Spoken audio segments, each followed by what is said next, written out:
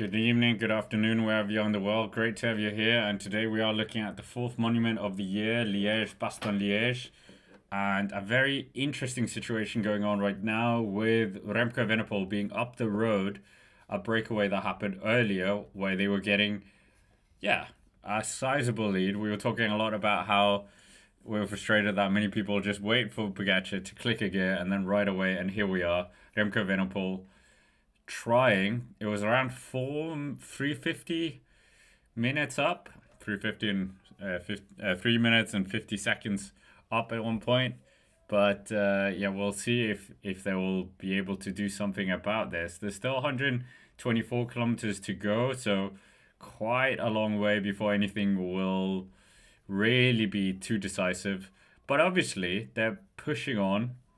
And in this group behind, they have, well, the Peloton group, Tim Wellens at the front with Ineos Grenadiers. They're scrambling to try and close this down. They're calling it the second Peloton on the road, 2 minutes and 5 seconds. So it's obviously burning up people.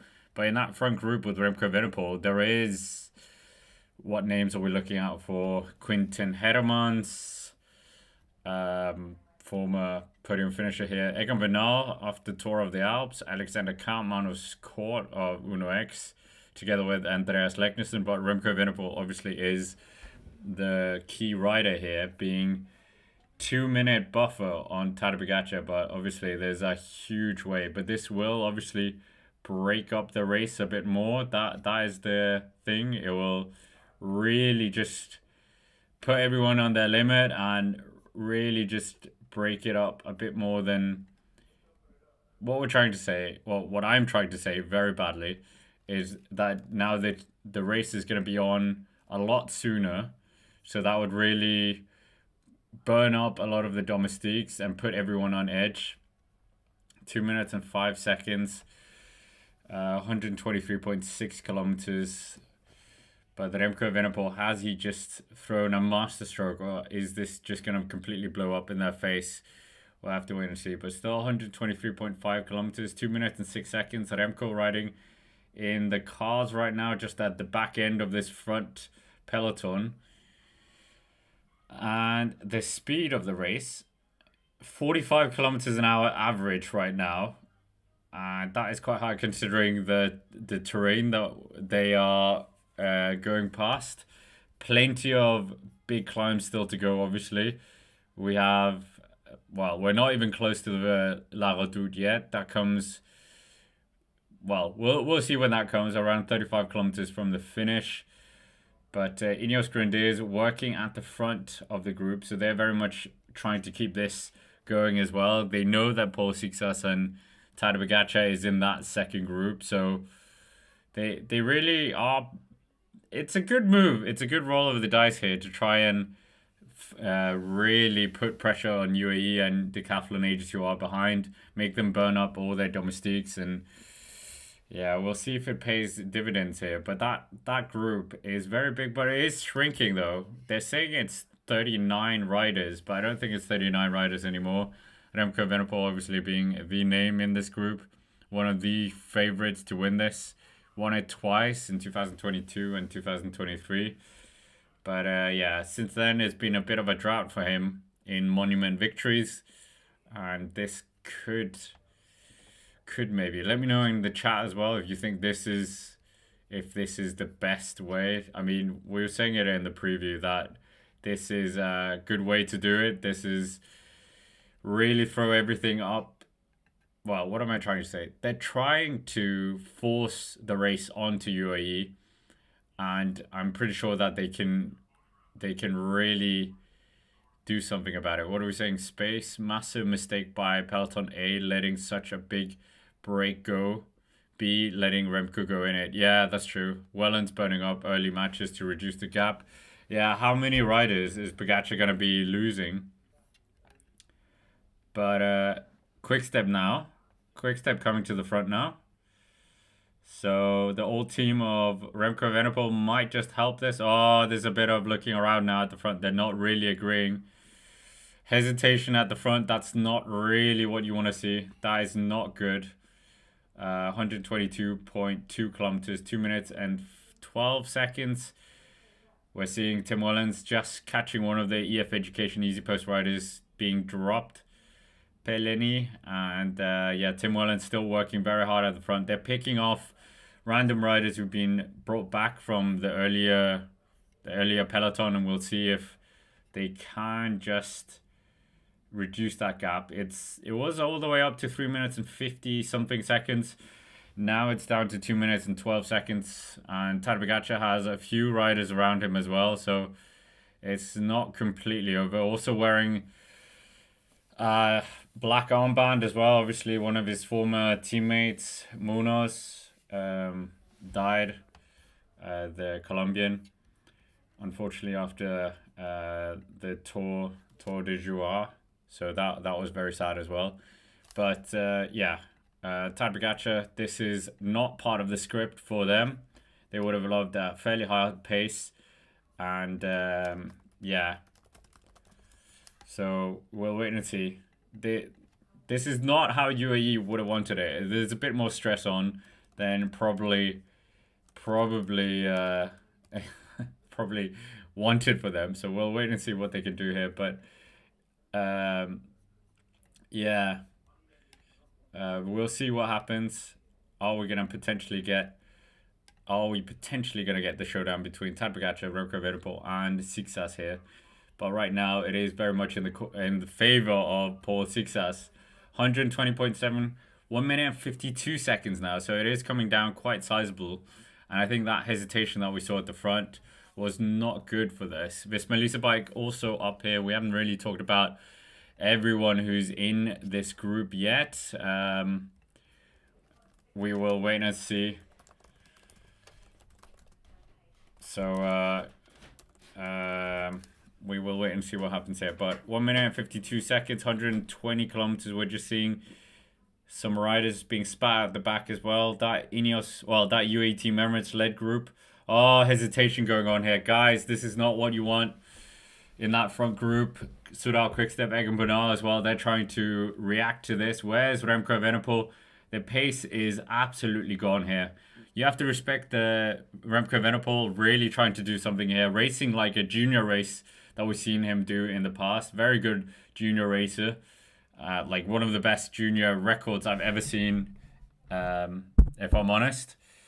But for the time being, it looks like the wheels are coming off this plan, unfortunately, with 120 to go.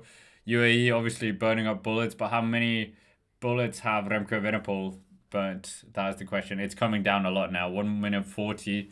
It was 2 minutes and 20. Now we're down to 40 seconds just coming on. So I think this move, yeah, I don't think it's gonna happen. I think it's starting to lose its impetus, and I think they might get caught before 100 kilometers to go. So yeah, I mean, I guess they tried, but it seems like a bit of a half-assed try. Well, not half-assed. That's a bit cruel. But Tim Wellens, he's doing a sterling effort at the front, very consistent.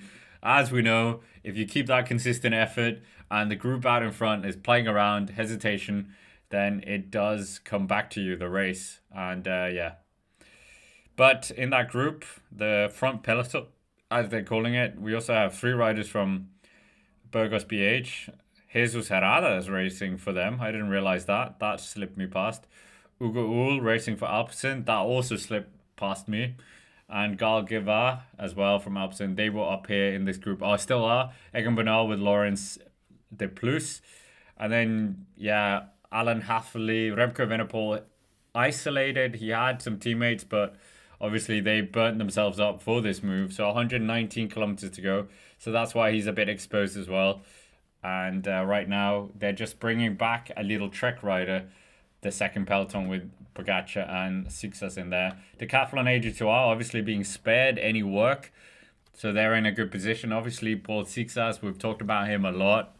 The French are going absolutely crazy about him. They want him to win on debut. I mean, I can't remember the last time someone won on debut, because Pogacar didn't win on debut. He finished on the podium on debut. Who's won on debut in Liège? That's a good question. I'll leave that up to you guys in the chat. But great to have 300 people in the chat. Let us know where you're watching from as well. Who you think is going to win. Yeah, great to have familiar names in the chat as well, but for the time being, it's 118.5 kilometers. We have this small peloton at the front with a lead of 1 minute and 31 seconds. And then you've got this second peloton, which is also very small, with Tadej Pogacar and Paul Seixas. I tell you what, if you're part of these B, C teams in this race and you're a domestique, you probably got spat quite quickly. If there's any Burgos BH riders in that second peloton, I would be very impressed. I mean, Burgos BH, they were very good at Tour of Flanders. I don't know how they got that invite, but that was quite impressive. 118 kilometers. I mean, the kilometers are ticking down a bit slow now because it is a very hilly race, as we know. It was very impressive that it was 45 kilometers an hour for the first hour of racing. But yeah, 117.9 kilometers. We're just seeing Lotto Intermarché driving the pace right now. Remco Evenepoel still in that front group. They have a lead of 1 minute 28. So maybe Remco has managed to convince some of these other teams to just work. He has absolutely zero teammates. Little Trek have teammates, I think, with Julien Bernard and... No, I don't think... Okay, Pro Cycling Stats just needed to update, but that Remco is the overwhelming favorite in that front group. You kind of needed like a B, C level favorite in there as well. Maybe we do have it. Egan Bernal, potentially. Alexander Kamp, not done too well in this race. Obviously, he has done well in Amstel Gold in the past. Who else could we look towards in that front group? There's not really any name other than Remco that really sticks out. Maybe I'm missing a name, but I can't really see. Quinten Hermans, former podium finisher, maybe that's the way. He's been doing quite well as well. De Brandt Pile finishing second there. Wasn't really up there in Amstel Gold, 65th. 26th. I mean, they just sitting up in this front group.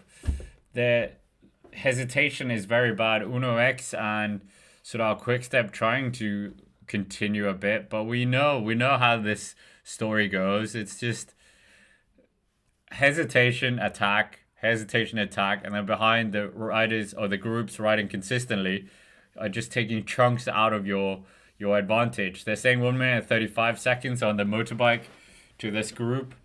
Burgos BH, come on, get to the front. You have 3 riders in here. Do something. But Remco Evenepoel well and truly isolated. He's very exposed right now to the chance of the other teams. Decathlon agents who are working now with UAE Team Emirates, they've offered up a man, giving Tim Wellens a break here at the front, and I haven't actually voted in the poll. I'm voting Paul Seixas just for the hell of it. And you guys, overwhelmingly, 197 or 200 of you have voted, and 68% have voted for Tadej Pogacar. So that's quite a lot going to Tadej Pogacar. Surprisingly, both Remco Evenepoel and Paul Seixas have gotten 14% of you voting for them. I mean, it's quite funny that Amstel was won by Remco, Flèche Wallonne was won by Paul Seixas, and now here we are. Potentially Tadej Pogacar could be winning here, so you would have all 3 of them sharing the biggest hilly classics of the year. So we'll wait and see. But for the time being, 1 minute 38 seconds. It's still quite strong out now.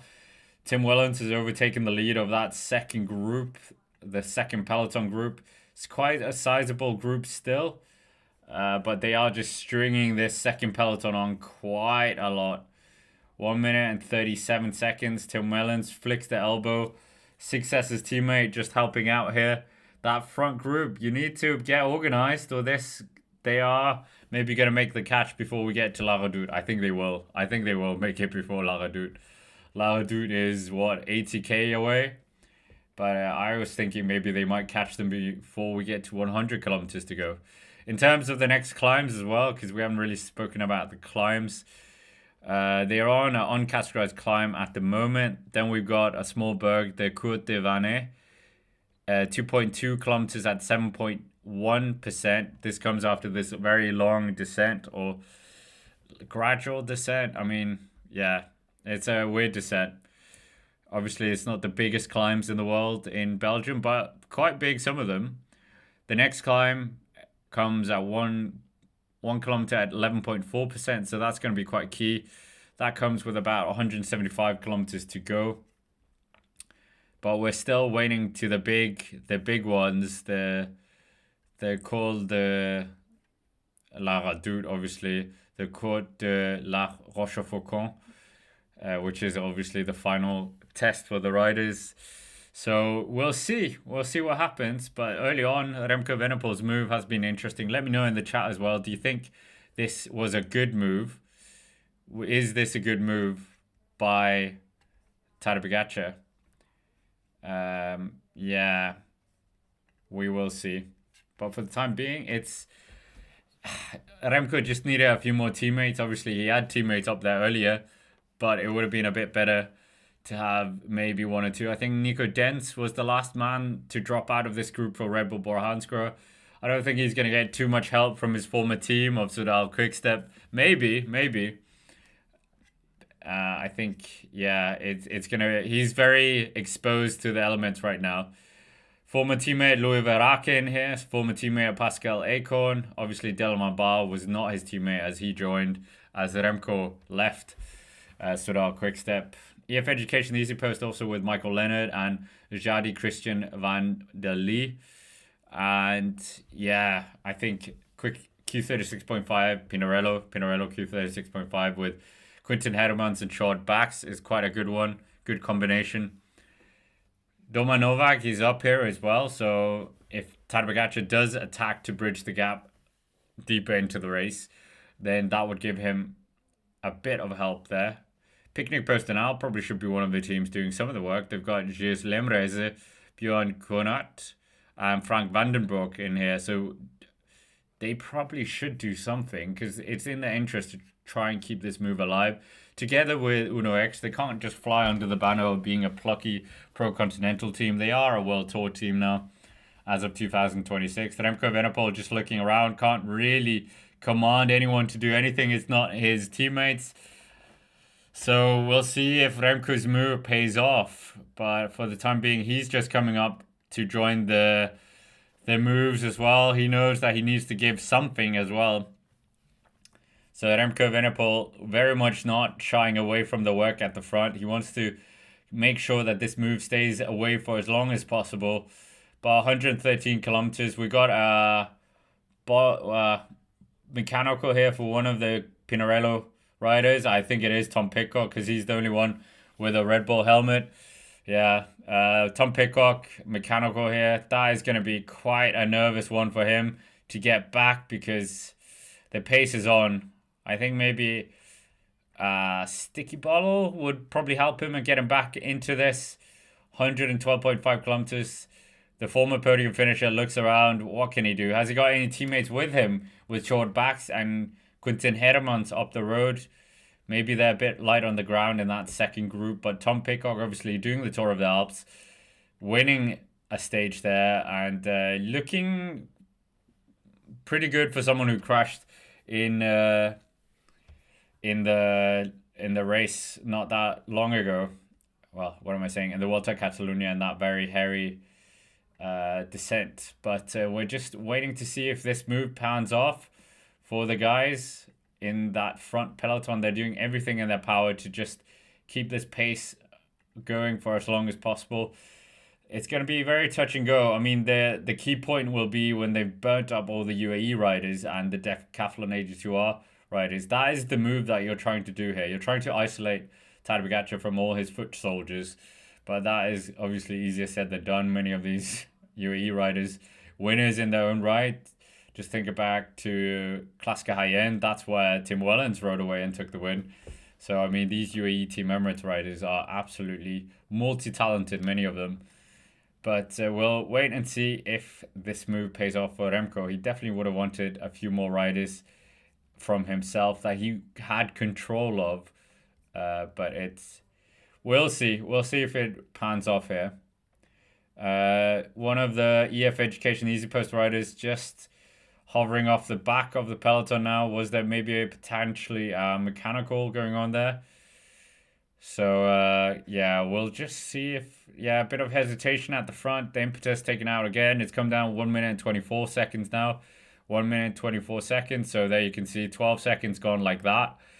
10 kilometers still to go to the 100k banner. Anything can happen in this race, as I love to say, but will it? Will Remco Evenepoel be able to defeat Tadej Pogacar for the first time in a very long time? We will see. But you guys in the chat don't believe it's gonna happen today, but I think Remco Evenepoel, this is probably the one of the ways he should do this, because yeah, what else is he gonna do really? I don't think he would be able to hang with him on the La Redoute climb. So this is probably the best way of doing it. We will wait and see if it pays off. But 109.9 kilometers, we're still getting Soudal Quickstep trying to drive the pace at the front. It's Pascal Acorn and Carual. Carual? Is that true? Are they here? Obviously they're going to the Tour de France, so probably that is them. That green jersey with the white as well. So right now we are just watching the back of this group with Burgos BH obviously having 3 riders in there. So is this gonna help them? 109 kilometers. The kilometers are ticking down a bit slower than we're used to due to the terrain that these riders are facing. But yeah, NSN cycling up here as well. Who is their best card for this race? Maybe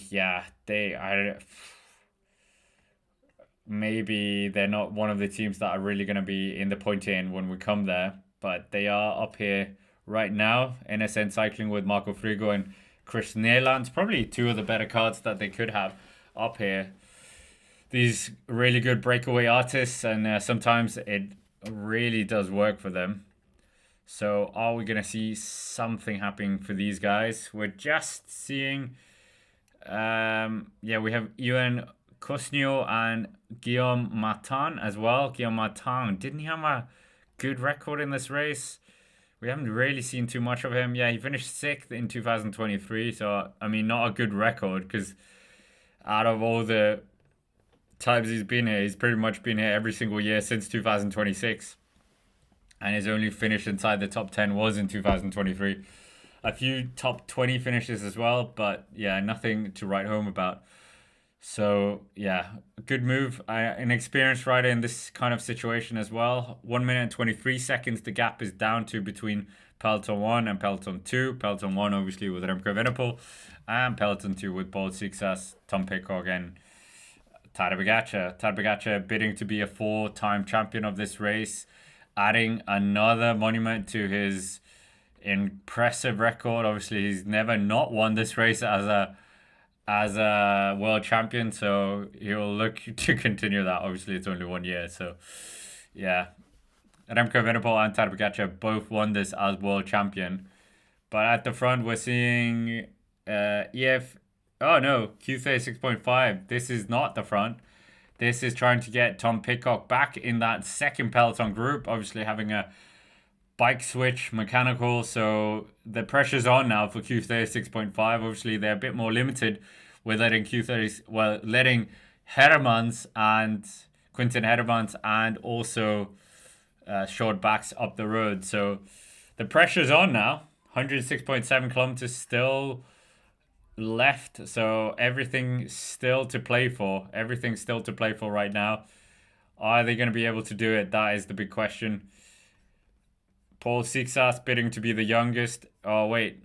That was not true, was it? I think we said it in the preview. Bidding to be a debutant winner. I mean, I'll get back to you on that with the debut winners. But for the time being, 106.2 kilometers. Oh, we're going to get something else happening there. Tadej Pogacar disappearing up the road on La Redoute. Nothing against Tadej Pogacar, but we just don't want to see the races happening the same year after year. And 1 minute and 23 seconds. They are working pretty well at the front now. They're relaying pretty well with EF Education East Post, Q36.5, Soudal Quickstep as well. Really coming through. No one really missing turns. Remco Evenepoel not up there in that relay, so he's managed to conserve a bit of energy. So many of these teams with potentially not really a chance of winning are doing the best they can to do something here. So, yeah, we'll wait and see.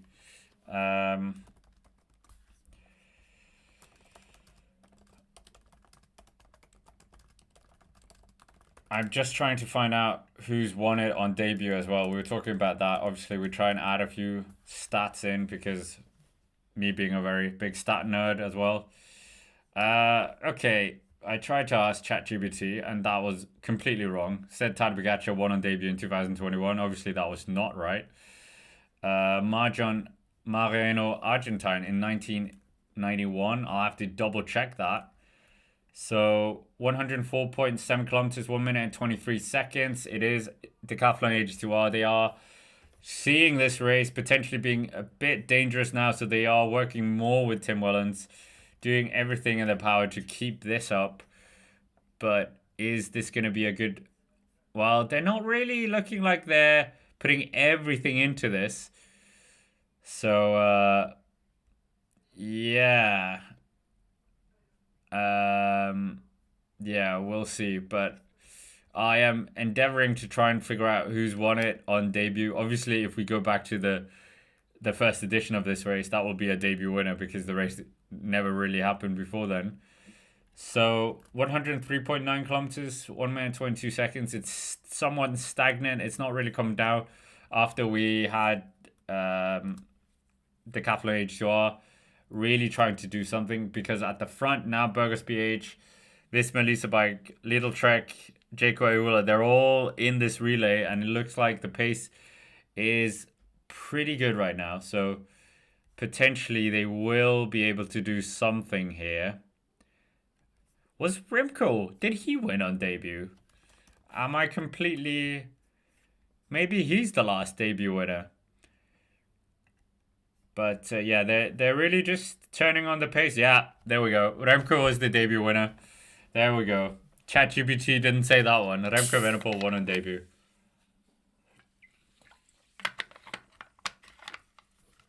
So there we have it. Last year was actually the first time Remco Evenepoel didn't win at Liège-Bastogne-Liège. His third appearance at the race. A bit of a split going on in that front group. That's never good. Being brought back by Ineos Grenadiers. So Soudal Quickstep Picnics personnel, Alpecin and Uno X getting 4 riders up the front. Probably a good move for them because they have teammates in the back group. But obviously this is very bad for Remco Evenepoel and his mission. Get as much time between him and Tadej Pogacar. The second group now, they're only 1 minute and 12 seconds. They're bringing back riders. One of the EF Education Easy Post riders brought back.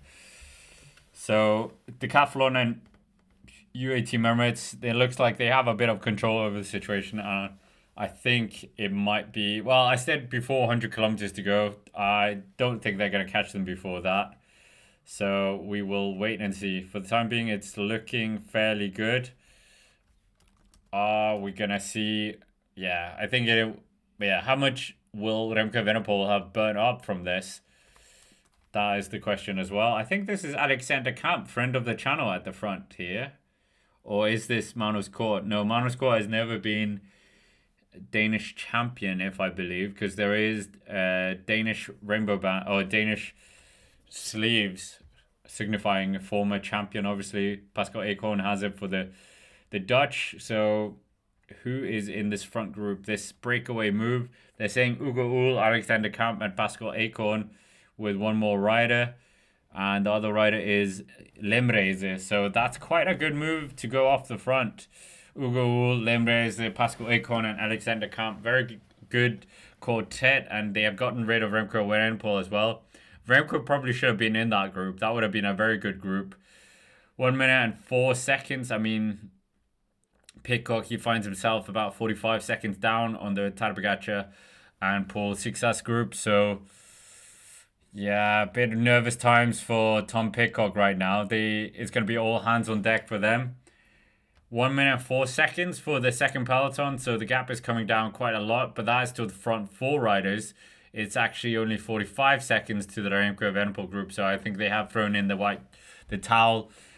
And yeah, the white flag has been flung or hung up, whatever you want to say. And I think it's going to be all over for this move. I mean, it was a good attempt, but I think Remco had too few riders in there to help him. Space saying Pitcock might not make it back. Great to have Rob here as well from Pennsylvania. Great to have plenty of familiar names in the chat as well. Let us know. Rhonda as well. DB Cooper, John Kelly. So many familiar names. And let us know who you think is going to be winning today, because many people think it's Tadej Pogacar winning. 70% of you. So it's come down a bit. 13% to Remco Evenepoel. Only 5% for other. Inside the last 100 kilometers now. 26 seconds between that front quartet and this second peloton group. But Tim Wellens is doing a massive massive shift to try and get this. I can't believe ChatGPT didn't say Remco Evenepoel. That just shows you AI isn't as great as people say. Oh well. Remco Evenepoel, last winner on debut. But for the time being, we are just seeing the kind of the end of a move that had started very early on. They had a lead of about 3 minutes 50 seconds, obviously burning through a lot of riders, Visma, UAE Team Emirates, to try and get this back. 99 kilometers here, 27 seconds for Remco Evenepoel, or Remco Evenepoel's group. They're only 30 seconds now behind what they're now calling the Peloton with Tadej Pogacar and Paul Seixas. This front trio, quartet, is working very well together now, and it is the good move. None of them are favorites. They're all kind of similar level. So this is the kind of move that needs to get away. Still a long way to go to the finish. So I don't think they have any hope in sustaining. What is going to happen with these front guys? Is that going to be the win? Probably not. As much as I want Alexander Kamp to win, I don't think it's going to happen. I think there's too much on riding on this. There's too many teams wanting something out of this.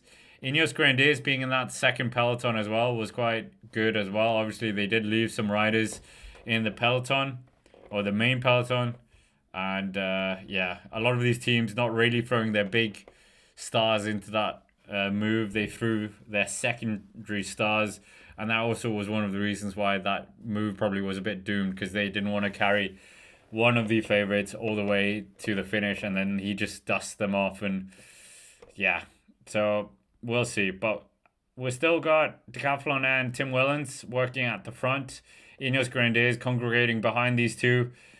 It's down to around 22 seconds to the Remco Evenepoel group, 58 seconds to that front group with those four riders in there.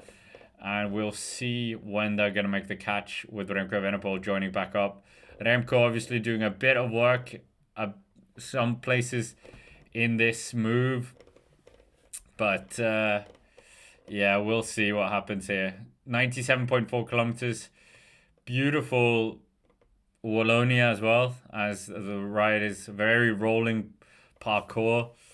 And are we potentially going to see Tadej Pogacar hit out somewhere else than La Redoute? Is Seixas going to be able to hold his wheel if it comes down to La Redoute? But in that second peloton, as we called it, the Remco Evenepoel group, Ineos did throw up two riders, Egan Bernal and Laurens de Plus. But obviously they have Kevin Vauclain, Axel Laurens, and riders like that. Dorian Gondon, I don't know if they have him in there, but it was good for Ineos because they're not exactly a favourites team. So, okay, they don't have Dorian Gondon in here. They have Kevin Vauclain, Egan Bernal, Laurens de Plus, Jacques Haig. I don't know why I said it with the French, Jacques Haig. Jack Haig, Bob Jungels, Axel Laurens, and Brendan Smith, Rivera Smith. So, it's an interesting group of riders for Ineos Grenadiers. I mean, Remco Evenepoel, who will he have when that group comes back as well? Jade Hindley, Daniel Martinez, Jack Tratnik, Finn Fisher-Black, Jaime Ixabiria, and Nico Dens was part of the start line with him. Tadej Pogacar obviously has Benoit Cosnefroid, Ruud Herrehots, Vegestage Langin, Doma Novak, who's in that group with Remco Evenepoel, Pavel Sivakov, and Tim Wellens, who's being burnt up quite a lot. And Decathlon HR, obviously, Paul Seixas, Leo Bizio, Stan de Wolf, Jordan Labrosse, Paul Peria, Antoine Lot, Nicolas Prodome as well. So, interesting team. Visma Lease Bike, not really anyone there, really. Ben Tolle, I guess. Owen Duel, Florian Ferreri, Menno Husinger, he's currently in the Remco group. Stefan Kreuzic, Pietro Matteo, and Tim Rex. So, I mean, Visma Lease Bike not really sending their big guns. Obviously, they were going to be sending Matteo Jorgensen here, but he crashed out in Amstel. So, we'll see. But Ben O'Connor is here, so that's quite a good one. I'm not sure his record is too good in this. Obviously, he's trying to get some form back from a bit of a lackluster early part of the year. 18th, no, wait, 44th was his best result in Liège. So, don't really think Ben O'Connor is going to be lighting up the race, unfortunately. But a lot of riders using this as a bit of a tune-up as well. Yeah, so we'll wait and see. Remco Evenepoel looking around, he knows the days of this move is fairly numbered. It's over. The catch is almost done. I think it is almost over. Yeah, they can see them. The catch is done with 94.4 kilometers. Pidcock still 45 seconds behind this group as well.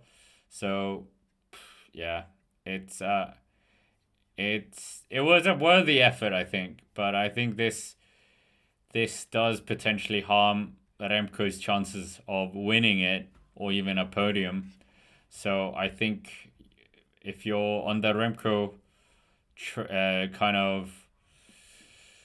if you're thinking he's going to win, he's probably not. So yeah, unfortunately, Remco Evenepoel fans, it's not going to be yours, I think. But maybe you can prove me wrong. So we'll wait and see.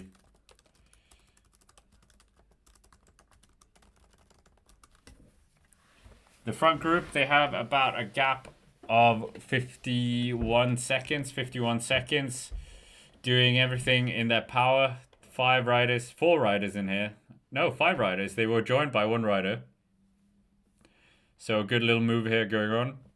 Obviously, there's going to be a few kilometers between them and potentially winning a monument. 93.5 kilometers is quite a long way. So the rider that we missed off, so Alexander Kamp, Pascal Acorn, Baptiste Weisstoffer, Lemreze, and Ugo Ull. Obviously, as you could tell, I don't know the French rider of Lotto Intermarché, Baptiste Weisstoffer, and he is what? He is a second-year pro, was part of the Decathlon Under-23 team for 2 years, and now he's part of the Lotto team. So he changed teams. He's already tasted success this year, winning a stage in the Tour of Oman. So a good start to the year for him in his first year as a World Tour rider. Obviously, last year they were Pro Continental. So it's a very good quintet at the front. They're still building up a bit of a lead here with 52 seconds. Tom Pidcock still 1 minute and 32 seconds behind this group, so he's hovering off 42 seconds behind the main Peloton group, which now does have Remco Evenepoel back in it. Riders just being brought back. Julien Bernard being brought back. Still Tim Wellens at the front. Ineos Grenadier is getting into position as well. Red Bull Bora Hansgrohe up here towards the front as well after just licking their wounds from that move not quite going their way. But 92.2 kilometers, 52 seconds still. It's somewhat stagnant right now. And the next climb, we've got the Côte des Vaillans, 2.2 kilometers, 7.1%. The riders out towards the front are going to be the first ones to get on it. They're on it now. I think they're on it now. Quite a long climb, you would have to say, but there are going to be longer climbs coming up. So 2.2 kilometers, not too bad. 7.1% is not really something that's going to be testing riders. Okay, the official. So that was according to Pro Cycling Stats, but according to the official race stats, this is 3.6 kilometers at 5.1% and maxes out at 12% this climb. So we'll see what damage this does to the front group and what, if anything, it does to the peloton as well. Obviously, the pace is going to be quite high. They have been going quite hard to try and bring back Remco Evenepoel as well. How much has Remco got left in the tank? That is the big question. Remco can do a really good ride. We also have Boyk stranded on holiday in Mauritius. So this is the only coverage I've got. Thanks, Cycling Dane. Thank you for joining as well. Thank you to everyone joining as well. What I was saying as well, I have the same coverage as I did watching Miguel Indurain. You'll say the sport has grown the global stage. Yeah, that we can agree on that. 91.3 kilometers, 41 seconds between them and the front group. UAE Emirates coming to the front now, taking all the available riders. I think Tadej Pogacar riding second wheel. Are we going to see a Tadej Pogacar World Championship attacking 100 kilometers or 90 kilometers from the finish? We will wait and see. But right now, he's just trying to up the pace. Just UAE members trying to put all the other teams on guard here. UAE members, this is how they wanted it. Not like they had it before with Remco Evenepoel being up front. They want to be the team in charge.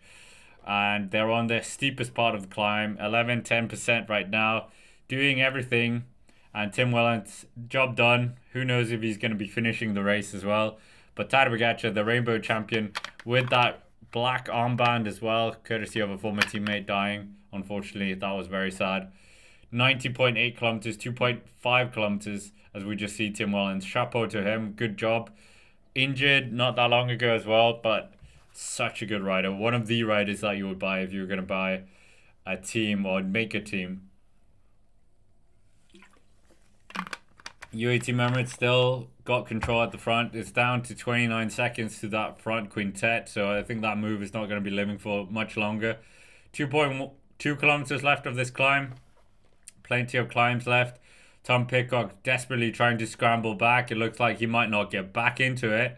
Pidcock is in problems. That mechanical really cost him dearly. So, yeah. Wow. 90.2 kilometers, 32 seconds, 1 minute and 17 seconds to Tom Pidcock. Can't believe his race might already be done. Q3 6.5 should be dropping back all the riders. Maybe they are leaving Quinten Hedemans up here. Domanova coming up towards the front now, just pushing on the pace as much as possible. Such a trusted lieutenant in this kind of position. The pace doesn't look like it's too hard. They're still bringing down the deficit to that front quintet. Remco Evenepoel looks like he's not suffering too much. Paul Seixas making sure that he's ready for any attacks. Just galloped around some of the riders, just making sure that he's up here towards the front. Dylan Bal, he's up here as well in those first 5 riders. But they are stringing out this group a bit, but the pace is just not as hard as it was earlier, obviously, because of the hard chase. So it doesn't look like this climb is going to be doing too much damage to the riders. In terms of next climbs, I'll just update the animation as well, because I think it's a bit behind the live broadcast. But yeah, it's looking pretty good now for UAE Team Emirates.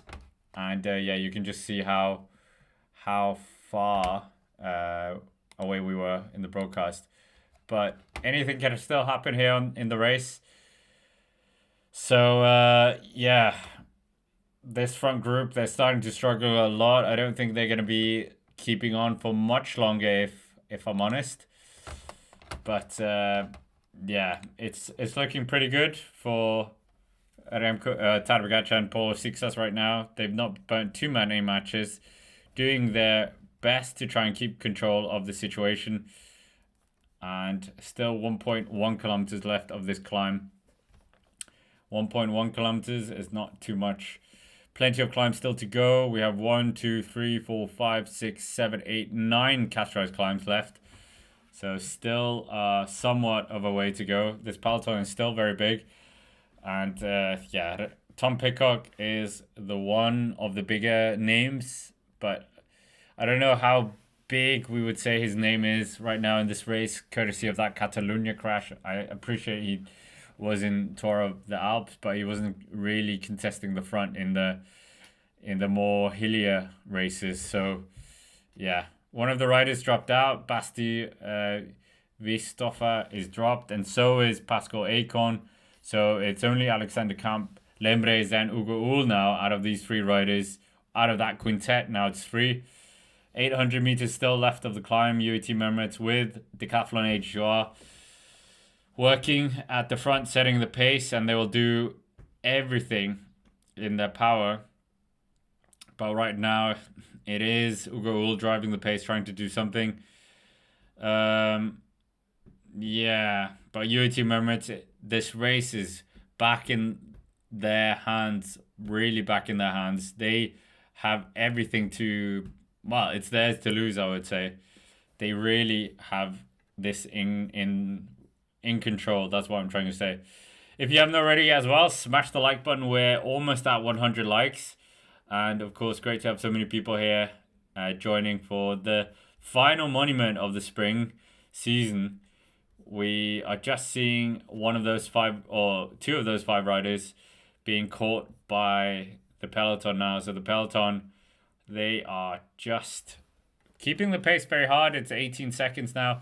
So it is just keeping this pressure on for as long as possible. And I think they're going to be grinding everyone down. But yeah, we'll wait and see what's going to happen. 350 meters left. And are we going to get our first debutant winner? Well, first French winner since how many years? Wasn't it Bernard Hinault? 1980s is the last time we had a win. So we will wait and see. We'll wait and see. But right now it's looking fairly good for the Peloton. They've got this race very much in control. And Tom Pidcock is absolutely hemorrhaging time. And this is the worst possible situation for them. But the group out in front is being driven by Alexander Kamp, the former national champion of Denmark, former top 5 finisher in Amstel Gold, first year with the Norwegian-Danish team, and did recently take a win in France as well. They come to the top of the climb now. So 8 climbs left after this. And this move, I don't think they're going to be living for much longer. They've got 16 seconds. We might even see the Peloton come up behind them. 88.2 kilometers, 18 seconds. Not a long way. Tom Pidcock, where is he? We're seeing Pinarello Q36.5 riders starting to maybe think about dropping back as well. But I mean, the amount of work he's done is not really going to help his chances later on. Obviously, this is very attritional grinding down of the riders. So we'll wait and see if this helps. But 87.7 kilometers, UAE Team Emirates well and truly just keeping it up at the front. We will see. But 18 seconds. Pinarello Q36.5 certainly are doing everything in their power to not help Tom Pidcock right now. But UAE Team Emirates are doing everything in their power to keep this pressure on. These climbs are just going to be a grinding down process completely. And this is looking very interesting now for Tadej Pogacar. He will definitely be thinking about already celebrating for another victory. Yeah. Is he going to be winning this yet again? I mean, most of you think that in the chat. Almost 600 of you have voted. And it is Tadej Pogacar. Not much love for the rest of the riders. 70% for Tadej. And yeah, pretty impressive if he does it as well. Another monument to add to his collection. That will be what if he wins Lombardy as well, that will be 8 out of 10 monument victories in 2 years. Absolutely ridiculous by him. Obviously, he's already the second most successful monument rider in history. And this would just add yet another one. Obviously, he's not yet the all-time winner of this race. I think that's Eddie Merckx with 5. But he certainly would get very close to that record as well. Maybe he would take it next year. Or are we going to see Paul Seixas end the drought?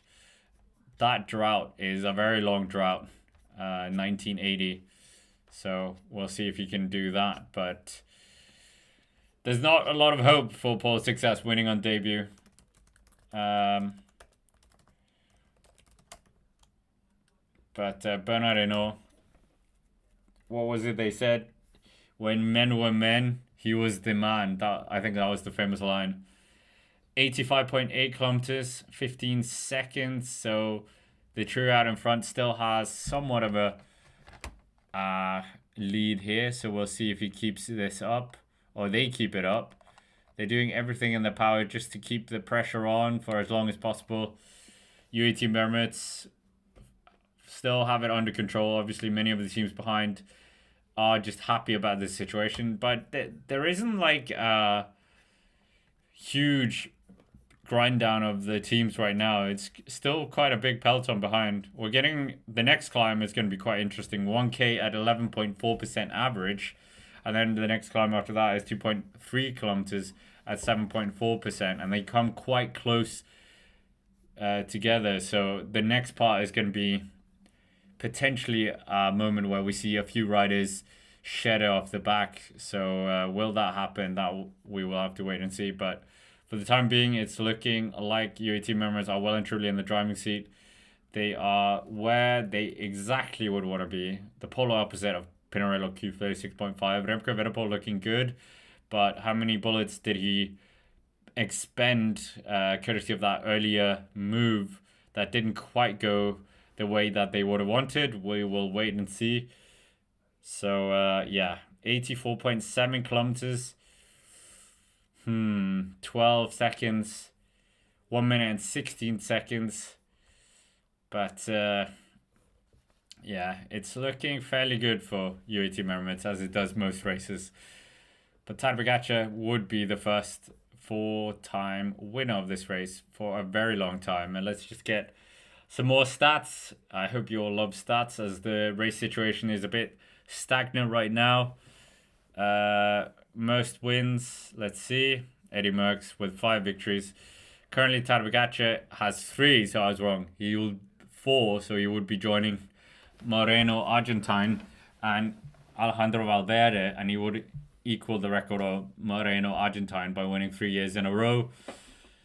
Eddie Merckx also winning 3 in a row. Didn't quite do the 4. Didn't win in 1974. I wonder what happened in 1974.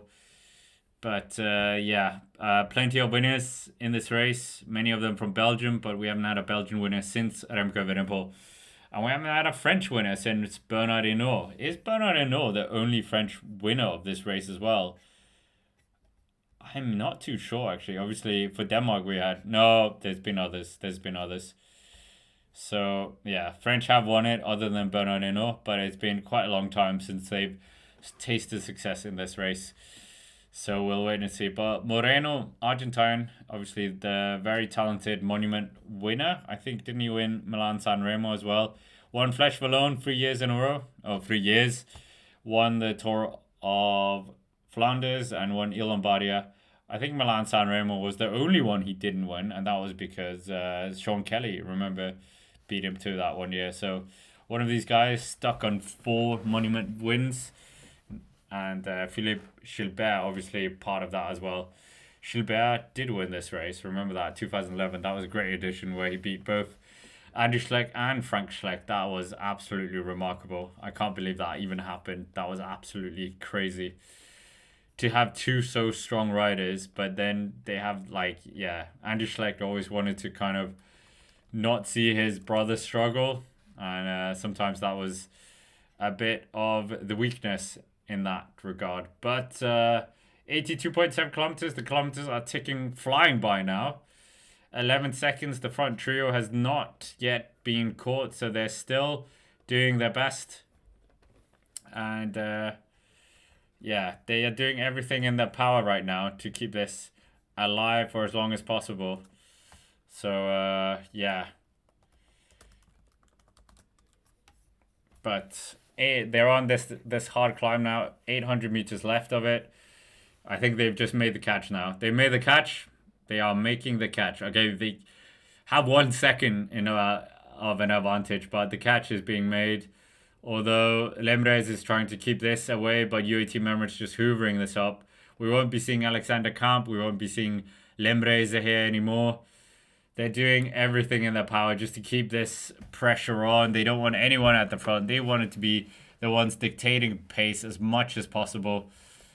So we will wait and see. But 640 meters left of this climb. It's up to 13%. Doing everything in their power here. Riders being shelled at the back. Who is going to be able to do it? Number 24 for Decathlon AG2R struggling. It's not their number one. That's the guy you have to look out for. But Paul Seixas, imagine you're turning up as a 19-year-old being talked about being the second favorite in this race on debut is absolutely testament to what an incredible talent he is. So obviously he has a good record already in plenty of big races. Had that good succession with the World Championships, the European Championships, and Il Lombardia, where he did very well and had a good learning curve there. But it was Jordan Lebrosse was the rider being shelled at the back for Decathlon AG2R after doing some work earlier. We haven't even talked about Little Trek too much. Matthias Kelmos Jensen also here. His best result is a 9th place, so doesn't really warrant him being inside the favorites category, but desperately wants to improve on that. Egan Bernal still up towards the front here as well. Not sure what Egan's doing in this race. Obviously, he has been at Monuments in the past. Best result was 3rd in 2019 at Il Lombardia. At 2024, he was in Liège, finishing 21st. So it's only his 2nd appearance at the race. And I think this is more of a tune-up for Egan Bernal. But Paul Seixas, what is he going to be doing? We will wait and see with big anticipation as well. Great to have so many people in the chat. Let us know where you're watching from. Plenty of familiar names in the chat as well. Smash the subscribe button as well if you want to join the chat and get involved. Plenty of interesting cycling content coming up next week. So be sure to look out for that as well. And yeah, Bernard Hinault. Such a man, isn't he? Yeah, I think there's plenty of fun moments that are immortalized even with his professional career well and truly over. But 81.8 kilometers.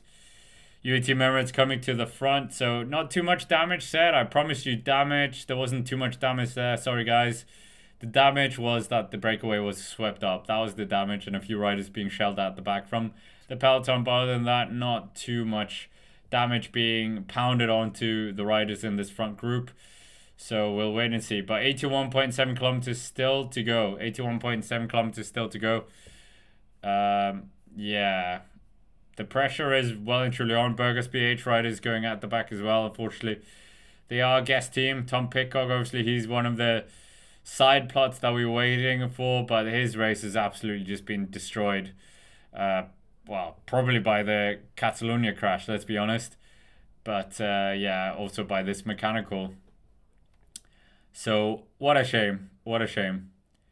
81.5 kilometers as plenty of climb still to go for these riders. And what is going to happen? That is the big question. Is Tadej Pogacar just going to attack away on La Redoute? Are we going to see him attack somewhere else as well? We will wait and see. But for the time being, they are going to get on to the next climb, which is 2.3 kilometers long at 7.4%. So just another bit of bruising. And then they're going to get past the Francorchamps Spa F1 track or racing circuit, I think. So that probably will warrant a helicopter shot, maybe, if they do come close enough to that. But right now, we're just seeing the riders just moving through the roads. Bit of cobbles going on here. So us that say that there's no cobbles in Liège is a lie. There's a bit of cobbles here on this climb. But nothing that would be warranting a star from Paris-Roubaix organizers.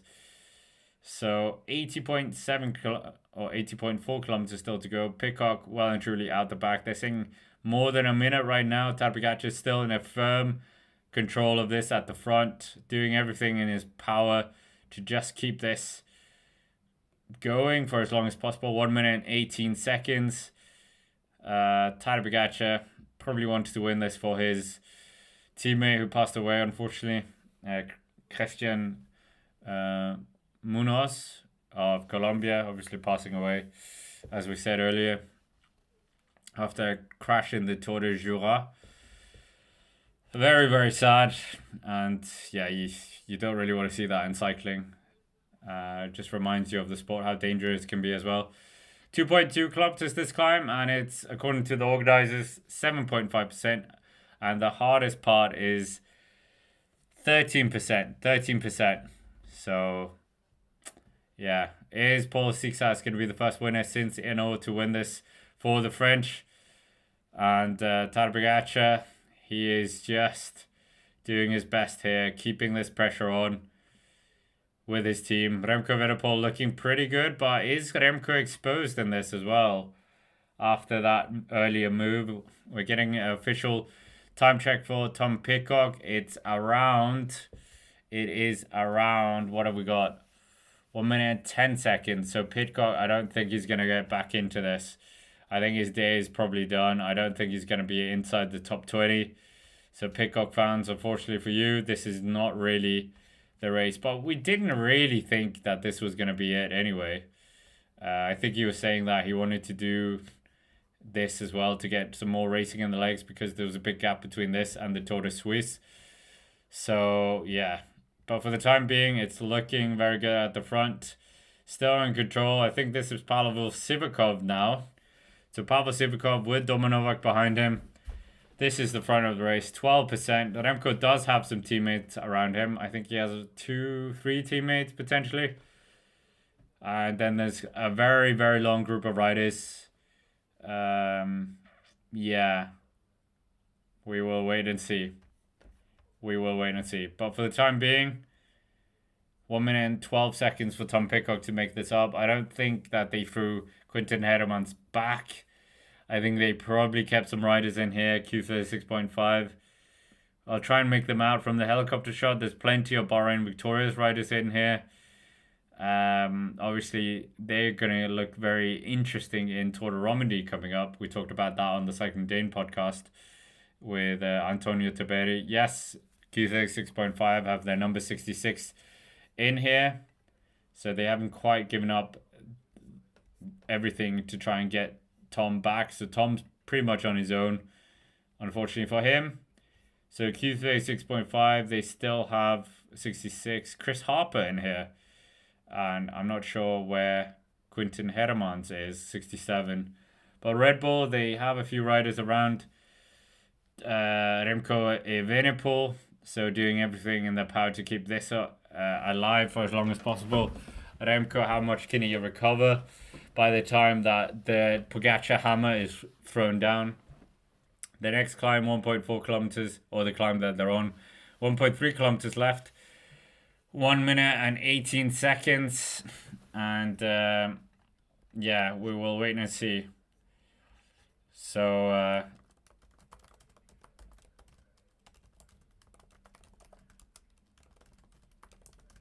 are we gonna see something happening here? 78.8 kilometers still to go. 1 minute and 24 seconds. So Pidcock, I think it's not going to come down anymore. I think it's just going to go the wrong way now, because there's so much left in the tank in terms of riders. So we will see. But I think Pidcock's day is done. I think this is just going to be riding for getting miles. But yeah, it looks like he's done.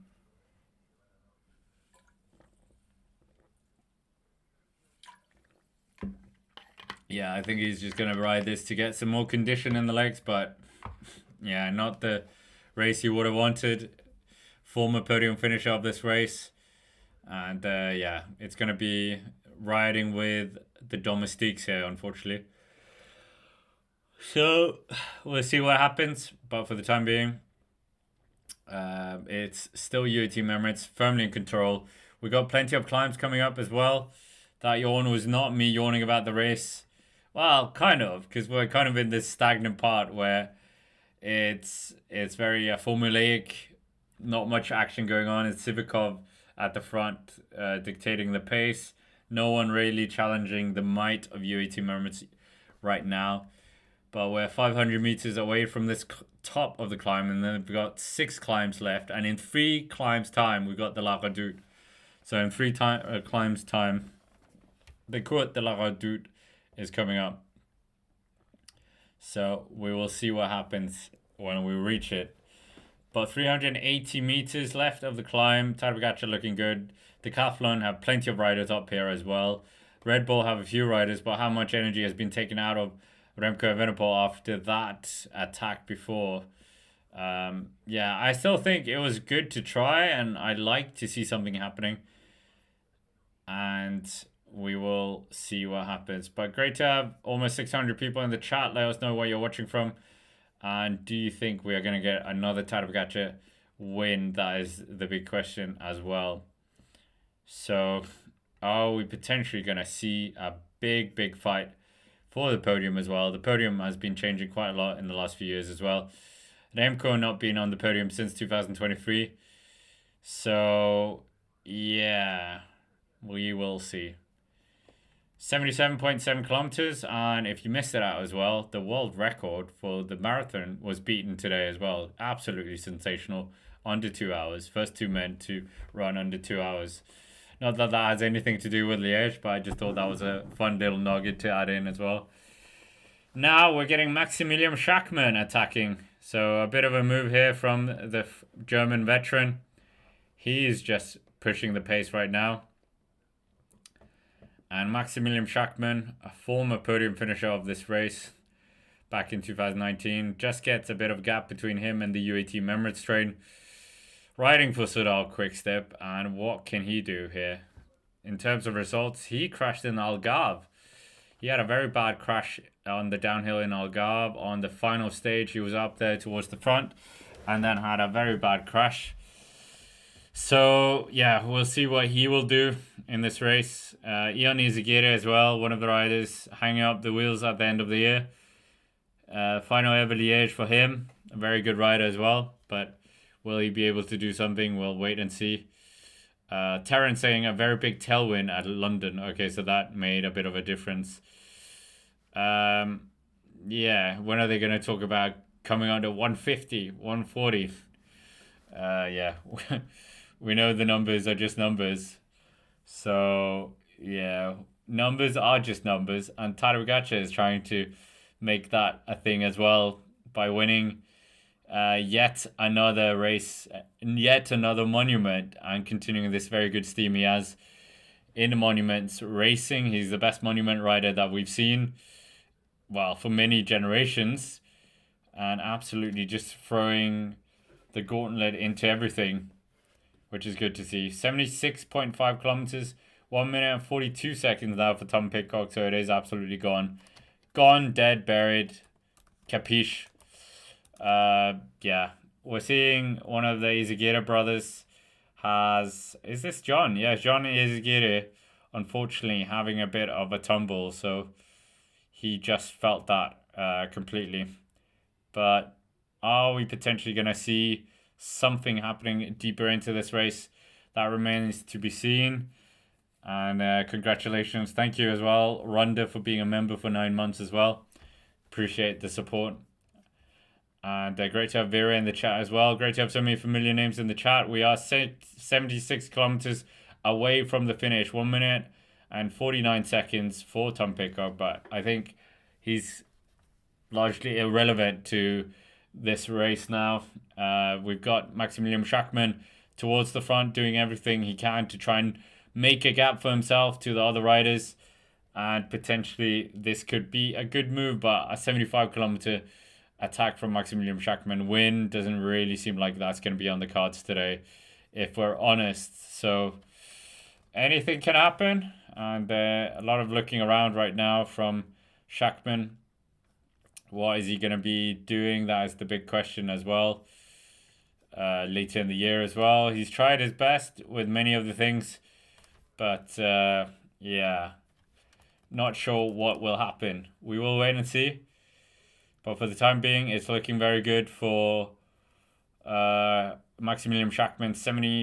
75.4 kilometers still to go. We're getting ever closer to the La Redoute, but Schachmann is being wheeled in. So that bit of optimism I had is absolutely disappearing quicker than you can say Maximilian Schachmann, because he has just been caught. He's just been caught by the infernal pace of UAE Team Emirates. They want to keep the pressure on for as long as possible, doing everything in their power to keep control. And Pavel Sivakov, very, very strong rider, as we know, and he's doing everything in his power to keep this pressure on for as long as possible. So we will wait and see what happens. But for the time being, Tadej Pogacar firmly in control of this race. And yeah, this is looking very good for him. Paul Seixas, what is going through his mind as well? Is he potentially thinking there could be a podium up for grabs? Is he thinking further as well? Potentially that we could see a victory. Could we get a victory from the youngster?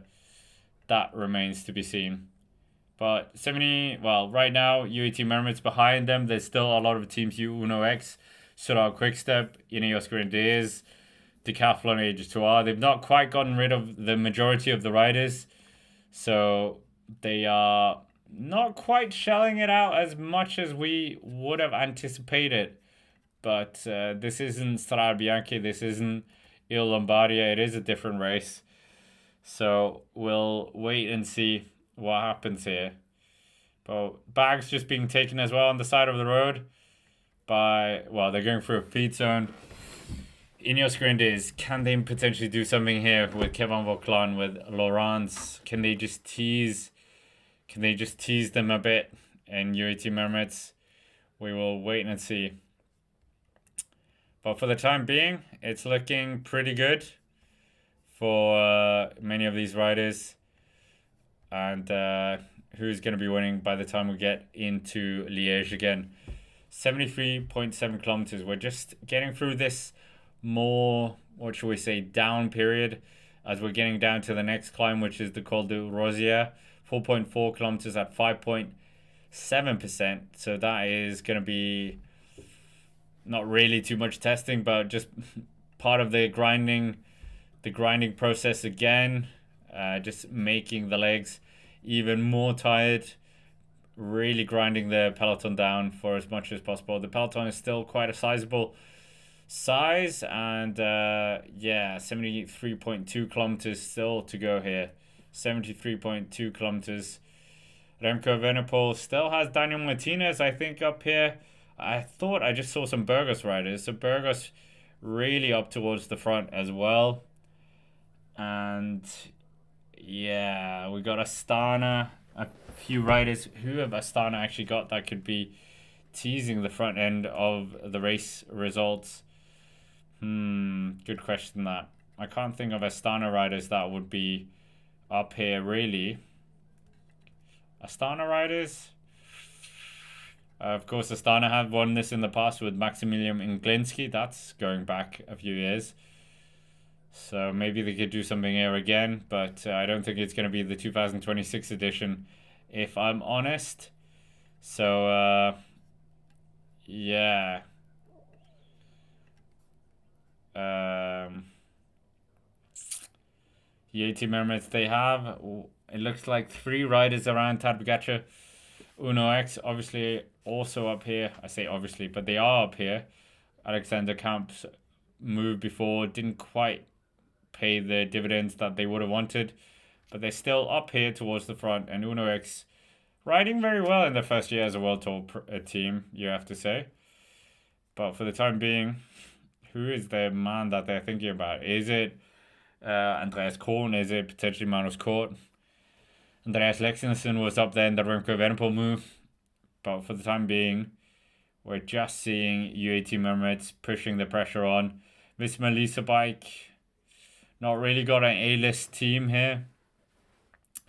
They are missing Matteo Jorgensen. He desperately wanted to be here as well to try and get in the mix. We're never going to see Jonas Vingegaard at this race. Just let it, accept it.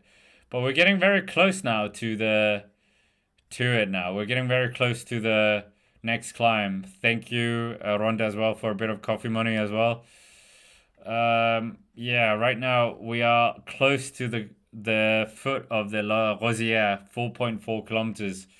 So we will wait and see if they can do something here. Yeah, then we got 2 climbs in succession after we come down from the Col de Rosière, and then we've got a bit of a descent into the La Redoute, and then that's where fireworks might be happening like it happened the last 2 years. 70.9 kilometers, we're seeing Mara Schmidt towards the back with 2 riders from Pinarello Q36.5. Mara Schmidt was very good in Flèche Wallonne. Thank you, DB Cooper. Adding milk to the coffee, yeah. My cappuccino frother broke. Yeah, kind of broke. It's just worn down, so it will not be a cappuccino, unfortunately. It will be a latte. 70 kilometers left. This very rolling terrain of La Doyenne, Liège-Bastogne-Liège in the 112th edition of this race. So many different winners, but lately it's been more of a Slovenian theme, with both Roglic and Tadej Pogacar tasting success in this race in the past few years. The first edition was in 1892, so that is quite a few years ago.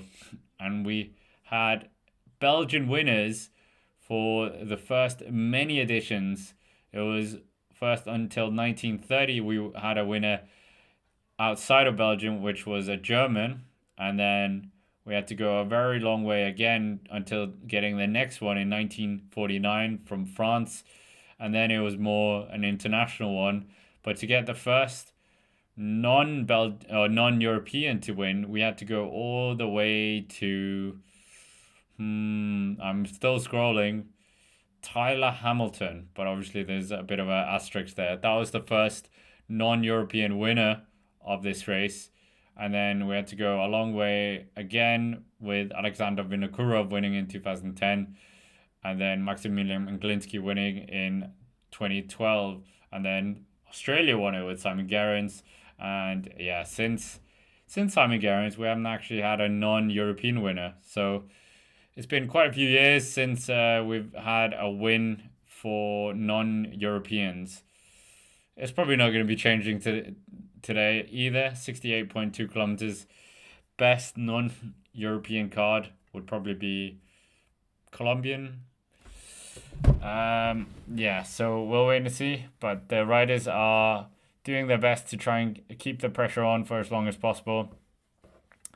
67.8 kilometers still to go of the race. We're seeing Leonard Van Eetveld, probably the best card for Lotto Intermarché, still in this group as well.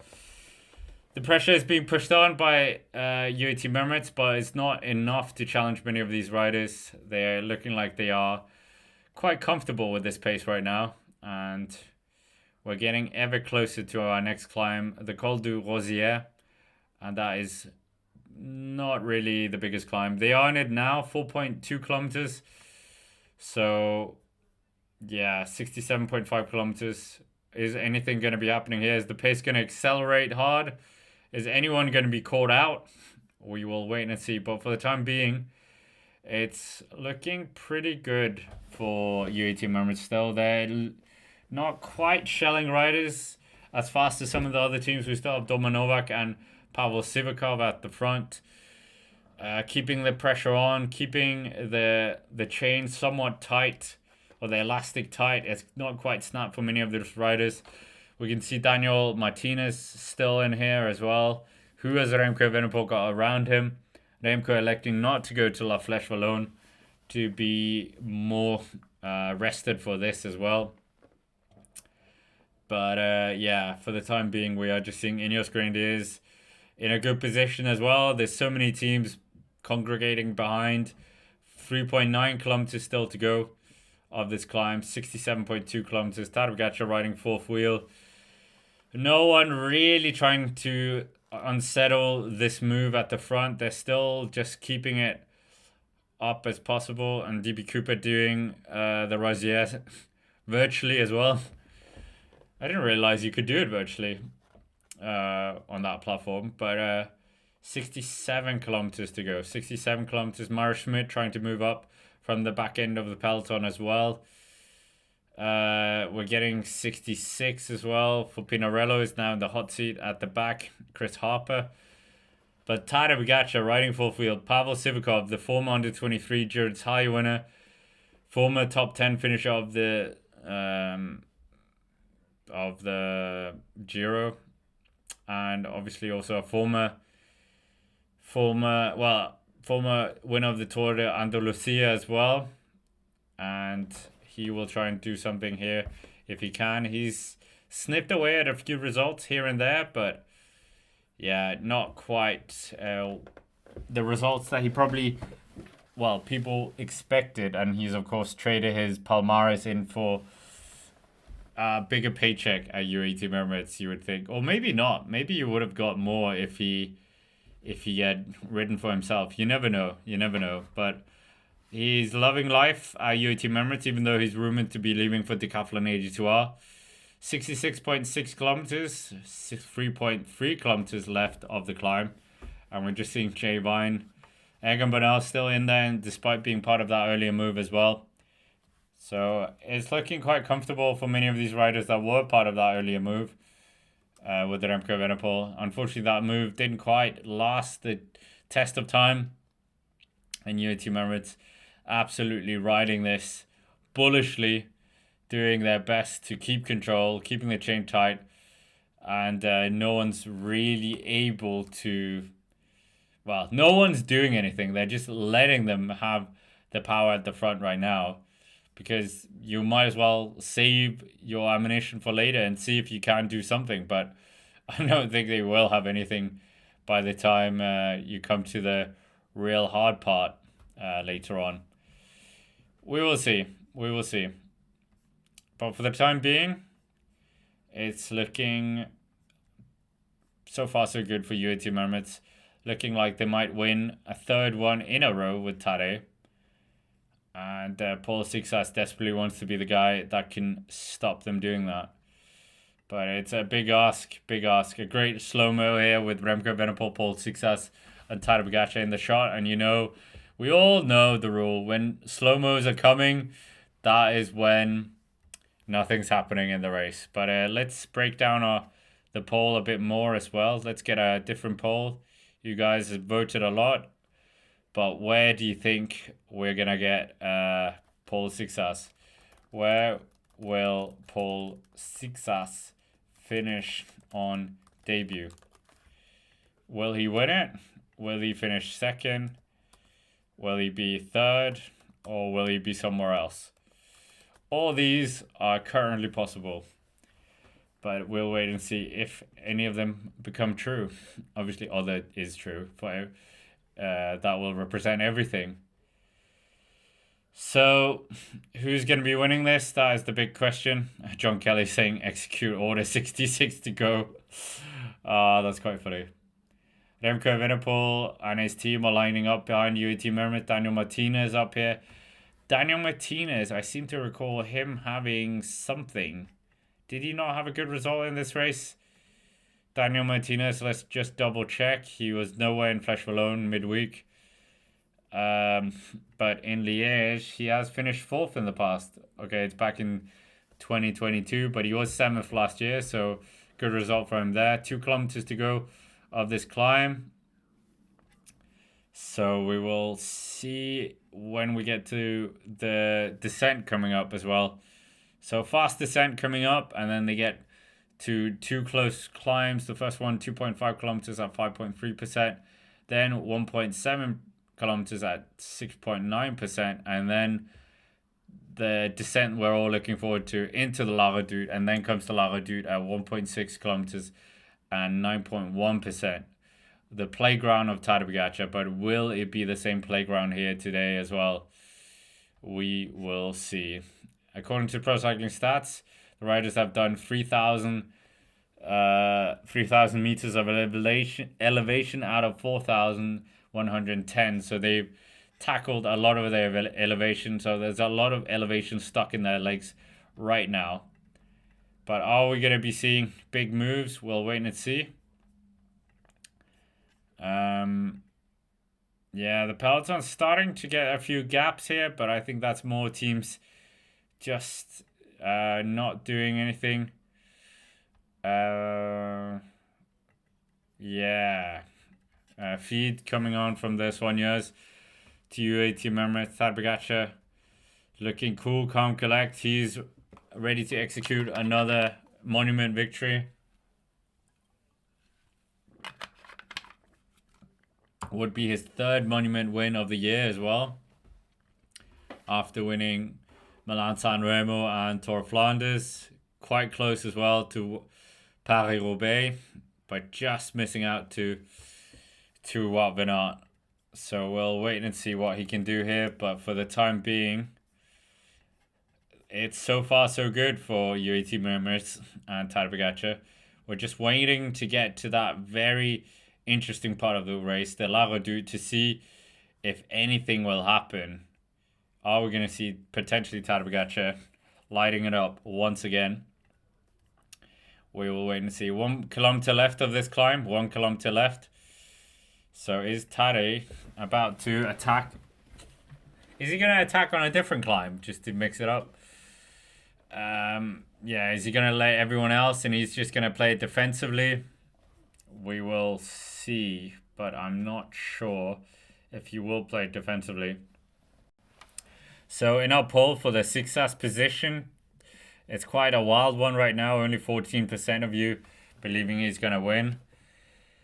So, yeah, 900 meters left of the climb. We still have Doma Novak and Pavel Sivakov. Not Pavel Novak. But they're just working at the front, just pressing on. Doing everything in their power to just keep this pressure on for as long as possible. But they're not quite shelling riders as we thought. There is a rider called Pavel Novak. I thought that was the case. Riding for Movistar from Czech Republic. That is not who we're talking about. Is he in the race? Yeah, he's in the race as well. So, yeah. That's quite funny. 600 meters left. 5% here. They're going 24 kilometers an hour on 5%. So deep into the race as well. We're forever impressed by these what are we saying? These distances that we're seeing done by these riders. 63.8 kilometers, 460 meters left. This climb is almost topped, and then we get the descent, and then we got those two climbs, and then we got the descent down to La Redoute, and that's where we're all eagerly awaiting to see if something will happen. But for the time being, it's so far so good for UAE Mermaids. Riders just dropping out the back a bit, so some riders are just going out the back. Paul Seixas, favorite, as we said, on debut. The biggest favorite on debut since Remco Evenepoel winning in 2022. But obviously a bit younger than him as well. So we'll wait and see. We'll wait and see what happens. And for the time being, we're just waiting for the race to wake up again. But we'll just have to endure this kind of stagnant period where we're just seeing the UAE Emirates team bossing out at the front. But that also means that I can just bring us up a few interesting stats about the race just to quench our boredom, quench our thirst for action. Most wins, as we said, is Eddie Merckx, and it's almost your default answer when you're not sure who has won the most editions. And yeah, it certainly is looking quite interesting if that record might be beaten or even equal by the time we get to next year. Potentially it could be, and then it could be beaten by 28. He's chasing Eddie Merckx's records, obviously. Who else? Last year we had Ciccone on the podium with Ben Healy. That was quite a surprising one. We've had Mathieu van der Poel on the podium before in 2024. Tom Pidcock, as we said, in 2023 was on the podium together with Santiago Botero. In 2022 we had an all-out Belgian podium with Remco Evenepoel, Quinten Hermans and Wout van Aert. sharing the podium. Tadej Pogacar winning the sprint against Julian Philippe. I saw that as well today. That was quite a bad time sprint by Valverde. Valverde really flopped that. But obviously that was kind of the back end of Valverde's powers. He was dominating this race, and well, more Flèche Wallonne. He won this race four times in total. So Tadej would be joining the Spanish rider if he does win it here. They're coming down on the descent now. The riders, they are going very much for the descent. It's going to be a very fast descent. And Pavel Sivakov is just making sure to police that move as well. But yeah, it's going to be a calm, very calm race, I think, before we get to it. So we'll wait and see.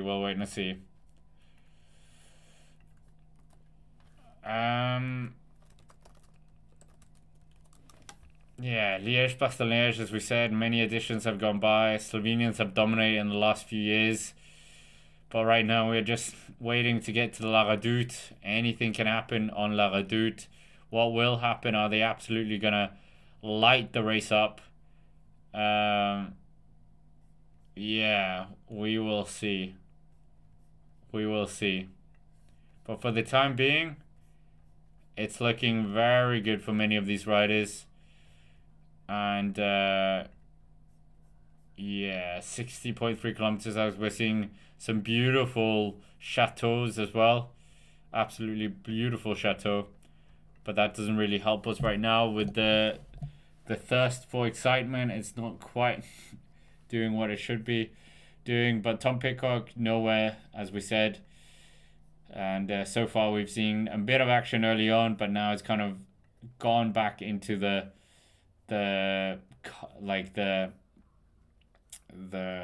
what are we saying?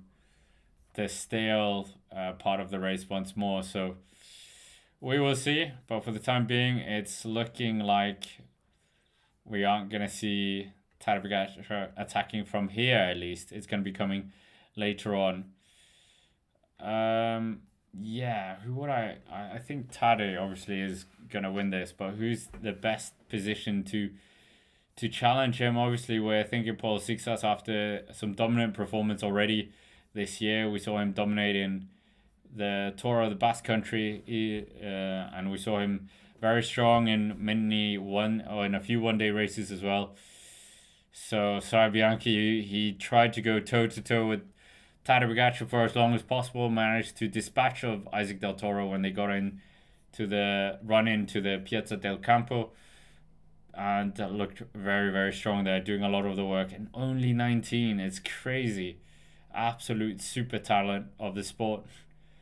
But for the time being, we are just seeing 58.8 kilometers left as the kilometers are ticking down as we're getting closer to La Redoute. After those two climbs, then it's very much the La Redoute's turn. But will it happen?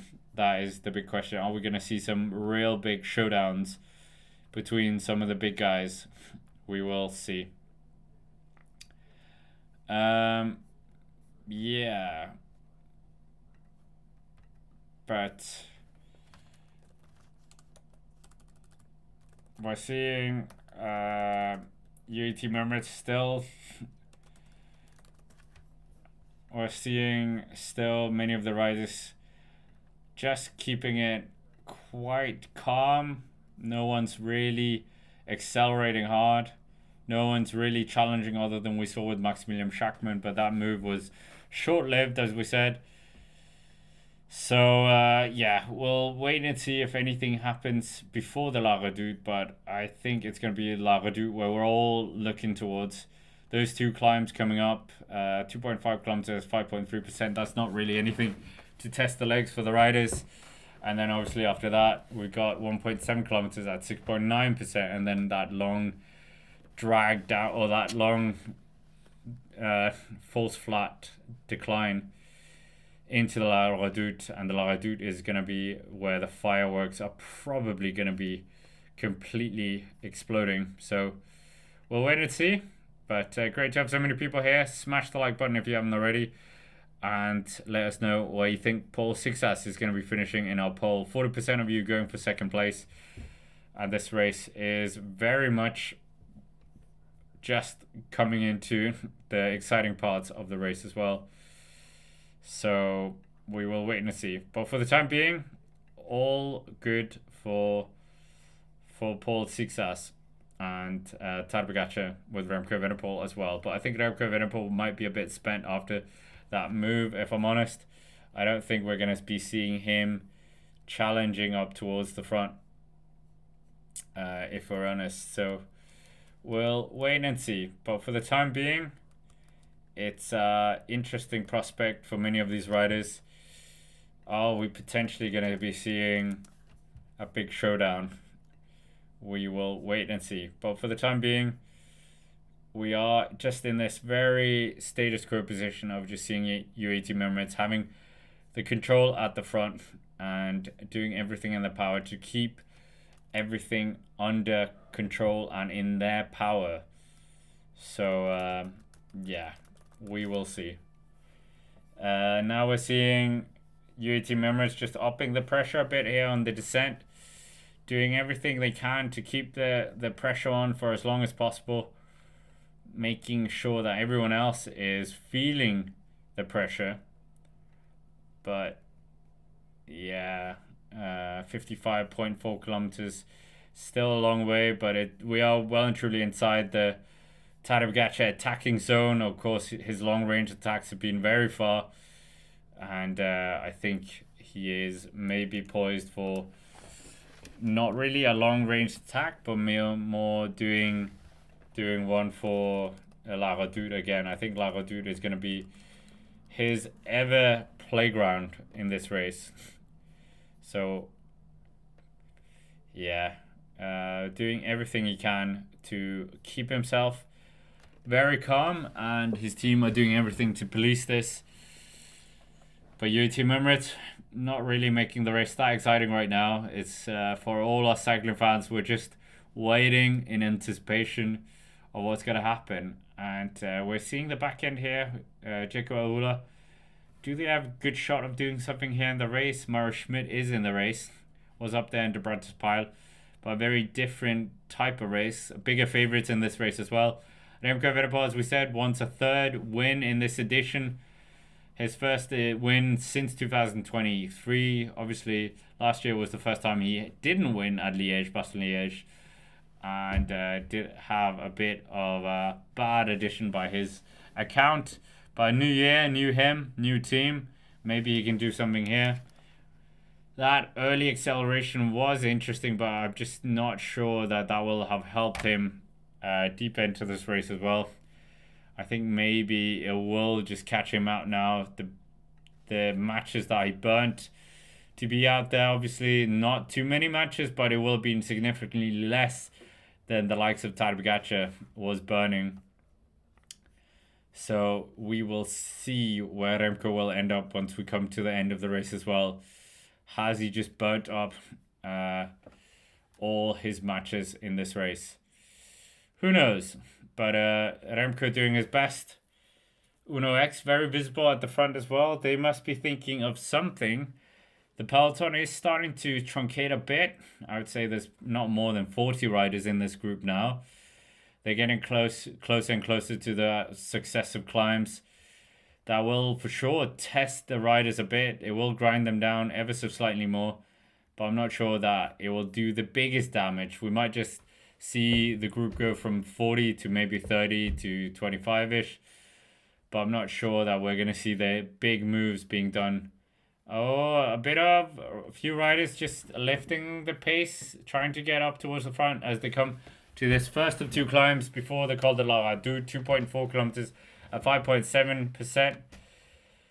Ion Izagirre towards the back. The hardest part of this climb is 7.4%, but as we were saying, we're less than 1,000 meters of elevation of this monument left, so they will start to be feeling this in the legs for sure. 52.8 kilometers, 2.2 kilometers left of the climb now, and UAE Team Emirates still got their their foot on the throat of this race and really just have everything in control, as we've been saying so many times. Bahrain victorious, we haven't really been talking about them, but that's largely because I don't think they have too many favorites in this race. I could be wrong, or too many riders. They've got Bilbao, Santiago Buitrago, as we said, former podium finisher. Tiberi is here. So Tiberi, of course, going to the Tour de Romandie as well. But we will see if they can get in the mix. 52.5 kilometers still to go here of the race. And are we potentially going to see something happening before the La Redoute? I don't think so. I think it's just going to be a grinding down process. And yeah, we will see what happens here. But for the time being, Pavel Sivakov still taking up duties at the front with Doma Novak. So these two workhorses are absolutely just earning their dollar here. I don't think they're paid in dollars. They're euros for as long as possible. But 1.5 kilometers still to go. Tadej Pogacar still in this for as long as possible. Uno X, what are they thinking? Who is Uno X's card? Who's their chief card? We saw them using Alexander Kamp early on, but maybe it's Korn. Tobias Halle Johannessen's here as well. Korn, Hannes Halle Johansson, probably not. Manus Kort, probably not him. So they have a few cards to play with. Ineos Grenadiers as well. Kevin Vauclain probably wants to do something, try to lick the wounds of his Flèche Wallonne, where he finished 13th after finishing 2 years second place. Yeah, we will see what happens here, but for the time being, it's a very calm it's very much the calm before the storm. Bilbao, we're seeing him as well, the Basque rider. He's sitting quite far up here towards the front. Has he done well in this race? Potentially. Liège-Bastogne-Liège and Bilbao, 9th place in 2024. So you desperately want to get inside the top 5 as well. Had a good year this year with a string of good results. 6th in the Basque Country, 6th in Classe Cayenne, and 4th in that reduced Murcia race as well. 51.6 kilometers, 850 meters. Yeah, this is looking interesting now for him in terms of Tadej Pogacar's chances. Ever closer to the La Redoute. Yeah, they're keeping the pressure up for as long as possible. Are they going to be able to do anything here in the race? That is the big question. But yeah, Remco Evenepoel, will he have any chance to really just accelerate this as hard as possible? We will wait and see. But for the time being, it's a good position to be in for many of these riders. Yeah, who's really going to throw down the gauntlet here? That is the big question. I think maybe we could see... Well, yeah, what does Seixas do? I guess he just hopes that he can follow Tadej Pogacar on the acceleration on La Redoute. Yeah, I think so. He can't really do anything other than that. So, yeah. It's going to be a very exciting climb for the world of cycling as well. And everyone watching, we're all kind of waiting to see, is it going to happen? Is someone going to challenge Pogacar on this? Or is it just going to be Pogacar again, throwing the gauntlet down, being the stronger rider?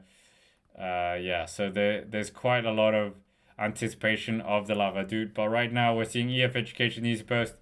We're seeing UAE Mermets. They're just trying to keep the pressure on, or trying to stay up there with UAE Mermets. EF Education Easy Post looking quite feisty as well. Who are they looking towards? EF Education Easy Post, no Carapaz, but they have got Miguel Honoré, Alex Baudin, who was quite good in Flèche Wallonne, finishing second and 11th in Amstel Gold, so could potentially try and get a good position here in Liège. His best result was 30th last year, so he'll eagerly try and improve on that. The 24-year-old Frenchman from Albertville. But for the time being, it's looking fairly good for many of these riders.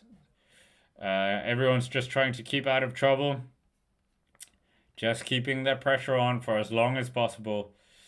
And for the time being, they're doing anything in their power to keep this as limited as possible. So, are we potentially going to see the challenge of UAT members being challenged for once?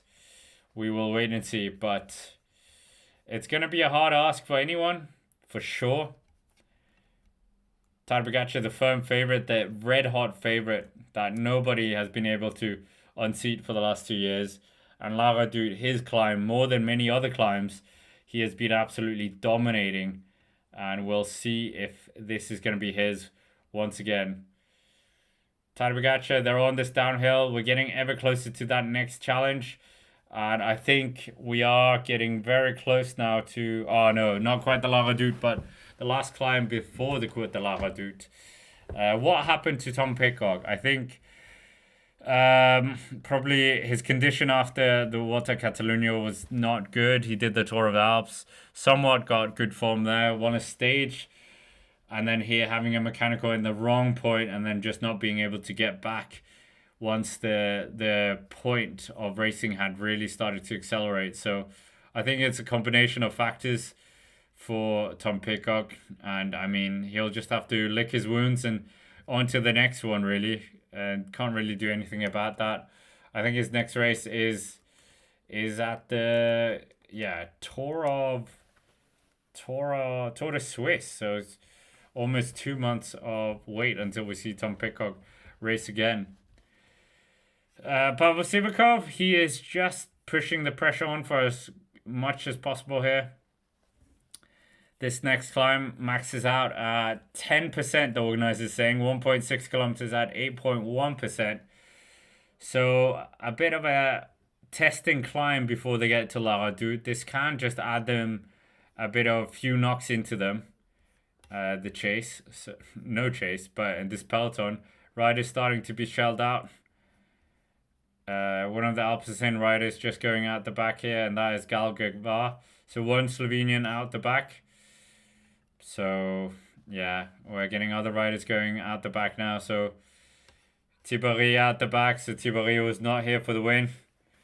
So, yeah, it's starting to really go out the back. Many of these riders, they're starting to feel it. One of the UAE members riders, is this Doma Novak or Pavel Sivakov going out the back? Pavel Sivakov is at the back now. So, his job is done. With 47.7 kilometers, 1 kilometer left of this climb. La Redoute. DB Cooper said your virtual time on La Redoute is 13 minutes. 13 minutes. Yeah, room for improvement, shall we say. La Redoute, very hard climb, but never tried it. 860 meters still to go. Novak is still out here towards the front. Kostnafar, then it's Tadej Pogacar, then we have Paul Seixas, and then we got Pavel Sivakov's. Then we got Decathlon Editoire. Ineos Grenadiers somewhat towards the back end of that. Remco Evenepoel a bit further down. So Remco doesn't look too good. Remco doesn't actually look too good in this moment. Could well and truly be in some problems. Skilmore's in there as well. Plenty of riders just clinging on here. 650 meters to go before they get that final descent. And then it is the Côte de la Redoute where fireworks might be absolutely kablamoing. And we'll wait and see what happens here. But 47.3 kilometers, 550 meters.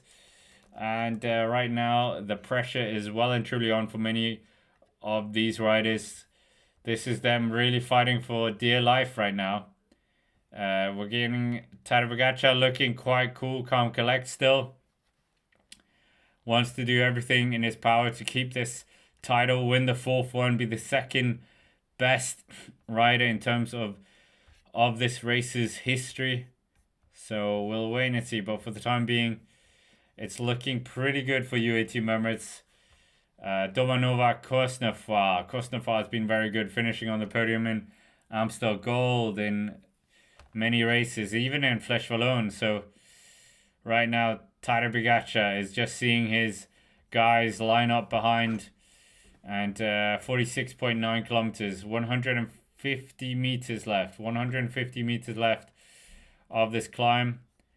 And are we potentially going to see anything happening? That is the big question on this next climb. But right now we're just seeing the peloton being strung out a lot by this, absolutely being strung out. So this could be quite an interesting part of the race. This could be where the race is won and lost, where podiums are made and lost as well. The top 10 potentially forming. Seixas, this is going to be the hardest part of the race so far for him. And is Seixas potentially going to be winning this race, ending the drought from 1980s of the French? But yeah, right now we are just seeing UAE Emirates pushing the pace a bit more over the top of this climb. We've got that descent, and then we come to the fast decline now, and then obviously we're going to get into the more interesting part, the Col de la Redoute. Col de la Redoute is next on the agenda. So this is going to be a very fast race now, I think. And yeah, quite an interesting race. It has been already. So are we potentially in for something very, very interesting? We're getting picnic personnel. Frank van der Broek just being let go here by the back end of the peloton. And maybe we are going to see some real big accelerations here going on later on. But right now it is looking still like Tadej Pogacar and UAE Emirates have it in their control. However, we don't really have any other teams getting shelled too much. UAE Emirates, Uno X still have plenty of riders in there. EF Education, Easy Post, plenty of riders. Decathlon even have a few riders. They would have loved to have a Tish Benoot here, but I think Benoot is out with injury. So Benoot very much brought in for a good, out with a hernia. So we're not going to see him until the Tour de France, unfortunately. But Little Trek as well with Skilmore, so up towards there. 45.3 kilometers still to go. And right now it's looking very good. NSN Cycling also have a few riders up there. Jaco Aula also present towards the front. EF Education Easy Post just taking over the pace from UAE Emirates. So not quite sure what's happening with EF Education Easy Post. What are they thinking? Have they got something that they're thinking about? Because Tadej is getting on the radio. Maybe he's thinking, have you seen what's going on right now? 45 kilometers to go. EF Education East Post just trying to get up towards the front, teasing UAE Emirates a bit. But I mean, UAE Emirates probably would be like, finally, someone coming up to help us. So Tadej Pogacar sheltered by Domanova and Benoit Cosnefroid. They're probably quite happy about this little trek as well. Visma, a few riders. They got 3 riders. So maybe they're just looking to get the best position on the descent, because then when you're coming into La Redoute, you will have the best position there as well, and try and just annoy the game plan of UAE Emirates a bit as well. But right now, we wait and see what's going to happen. Great to have so many people in the chat. Let us know where you're watching from as well. And it looks like Remco Evenepoel is a bit better positioned right now. 44.3 kilometers. We're seeing Decathlon AG2R doing everything in their power as well. We're seeing Astana has got a few riders in there as well. Borges BH have numbers.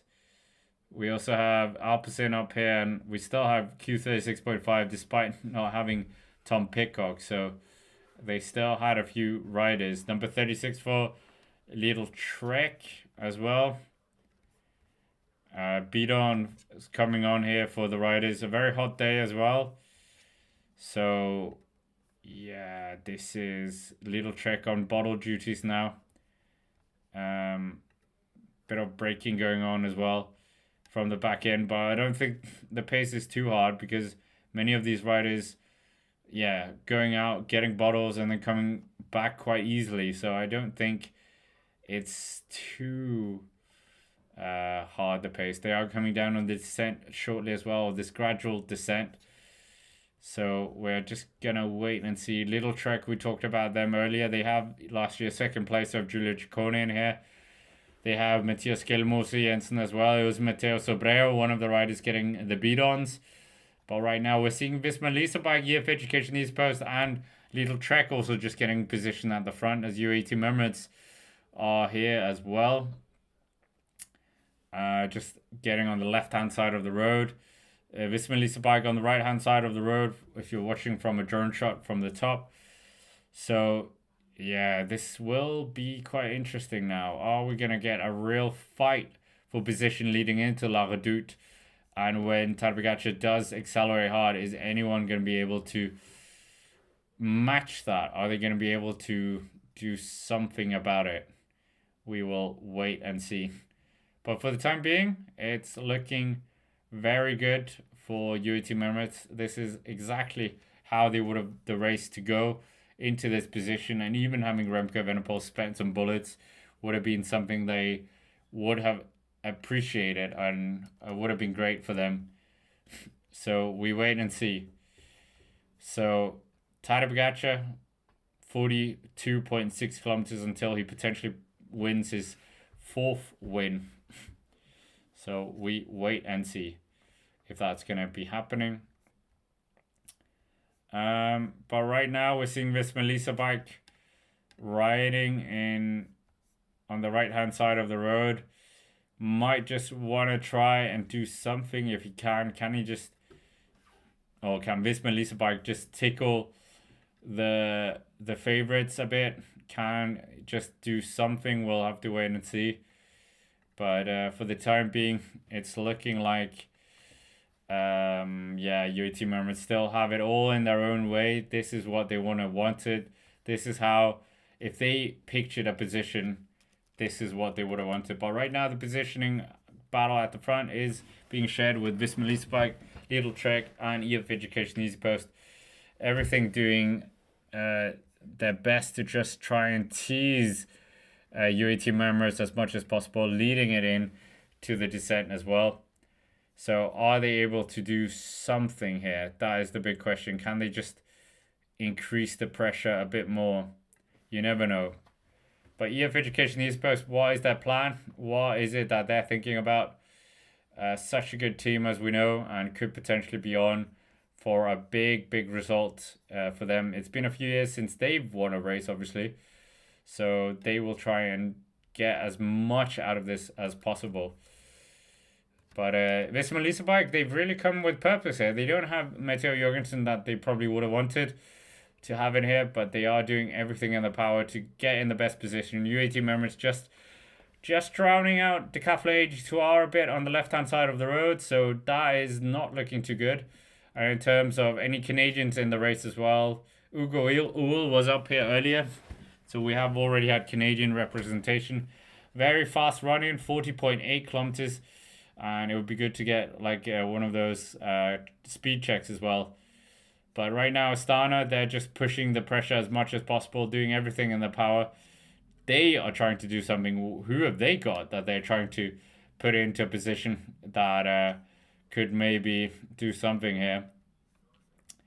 We'll have to wait and see what Astana will do later on. They did the great escape of not getting relegated last year, and they're very much in that fight position, or that fight mode still. They got Clément Champusson, they've got Nicolas Cochin, Christian Scaroni is maybe who they're thinking about. Diego Lisi, good rider, but he's a bit long in the tooth now. They had the surprise, Simone Veleshko, finishing 4th last year, 39.8 kilometers. Soudal Quickstep is doing everything in his power to push it on here.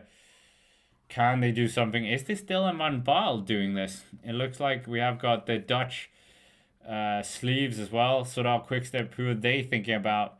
They've not really had the best success in the last few years in this race, other than obviously with Remco Evenepoel when they won it 2 years. Maybe they're thinking of Stefan Kras. Maybe they're thinking of Mari van Severnant. Louis Verake. I mean, there's so many riders that they could potentially be riding for. But right now, they're doing a good job to really get this battle. We're positioning themselves into that La Redoute climb. 38.8 kilometers. We're very, very close now to the climb. And this should potentially be a very exciting one. So we'll wait and see what happens. But it's all to play for here. It's very much all to play for. Are we going to get a big showdown? Philippe Gilbert's face on the La Redoute, one of their own, and they will be very, very happy about that for sure. But for the time being, we're just waiting to see what's going to happen here in the race. Are we going to see something happen in terms of that La Redoute? This is the exciting part where we've seen Tadej Pogacar really accelerate, but we still are a few kilometers away. 37.6 kilometers. We're seeing Bahrain Victorious getting in the mix as well. Who are they riding for? Little Trek, desperately trying to get into this. Tadej Pogacar and UAE Team Emirates drowned out from the front. Little Trek as well. They're really just hammering this pace for as long as possible. 37.3 kilometers. This pace is high, very high. 37.2 kilometers. Is this going to be where Tadej Pogacar stamps his authority once again on the race? We will wait and see. But for the time being, Tadej Pogacar could potentially do, make history in the absolute crazy history. Once again, this would be his 7th Monument win in the span of 1 year. So we will wait and see. But for the time being, next stop, La Redoute. This climb that is very famous in this race. And anything can happen on this race, as we said. And we're going to absolutely enjoy this. This is the race that this is the climb that we've been waiting for to enjoy. This is really what we were looking out for the whole day. 36.4 kilometers. Oh, the bunch is still fairly big. It's still fairly big. But this is crazy. UAE Team Emirates are still at the front now. They managed to fight it off everyone, and now they're at the front. So who's going to try and get on the wheel? They're coming into the last few corners. We're getting very, very close now. Very close to La Redoute. The action is moments away now. Moments away from some real big acceleration. Bahrain Victorious really pushing the pace now. Remco Evenepoel trying everything to hang on as well. He's looking fairly good, Remco. The pace is being put on by Bahrain Victorious. So Bahrain Victorious doing the job of UAE Team Emirates. 32 going out the back here. I think that's Julien Bernard. Many riders getting shelled out the back of the Domestiques. The Calflonel also losing one of their riders. So we still have Tadej Pogacar with one rider. He's riding third wheel right now with a Bahrain Victorious rider. Where is Seixas? That is the big question. Seixas should be on Tadej Pogacar like hair on soap. But he is... Yeah, I think he is. He is. Remco Evenepoel is a few bike lengths behind. La Redoute is now. 1.6 kilometers, 9.4%. And highest part, the Pogacar zone at 15%. So this is going to be very, very hard. Remco Evenepoel not really where he would want to be. Seixas on the preferred wheel of Tadej Pogacar. And now it is just survival mode for many of these riders. So many climbs tackled, so many elevation gain. And he's got Benoit Cosnefroid setting the pace. An absolutely impeccable rider to be having. A winner of Flash Vallone, did he not? He came close to Flash Vallone.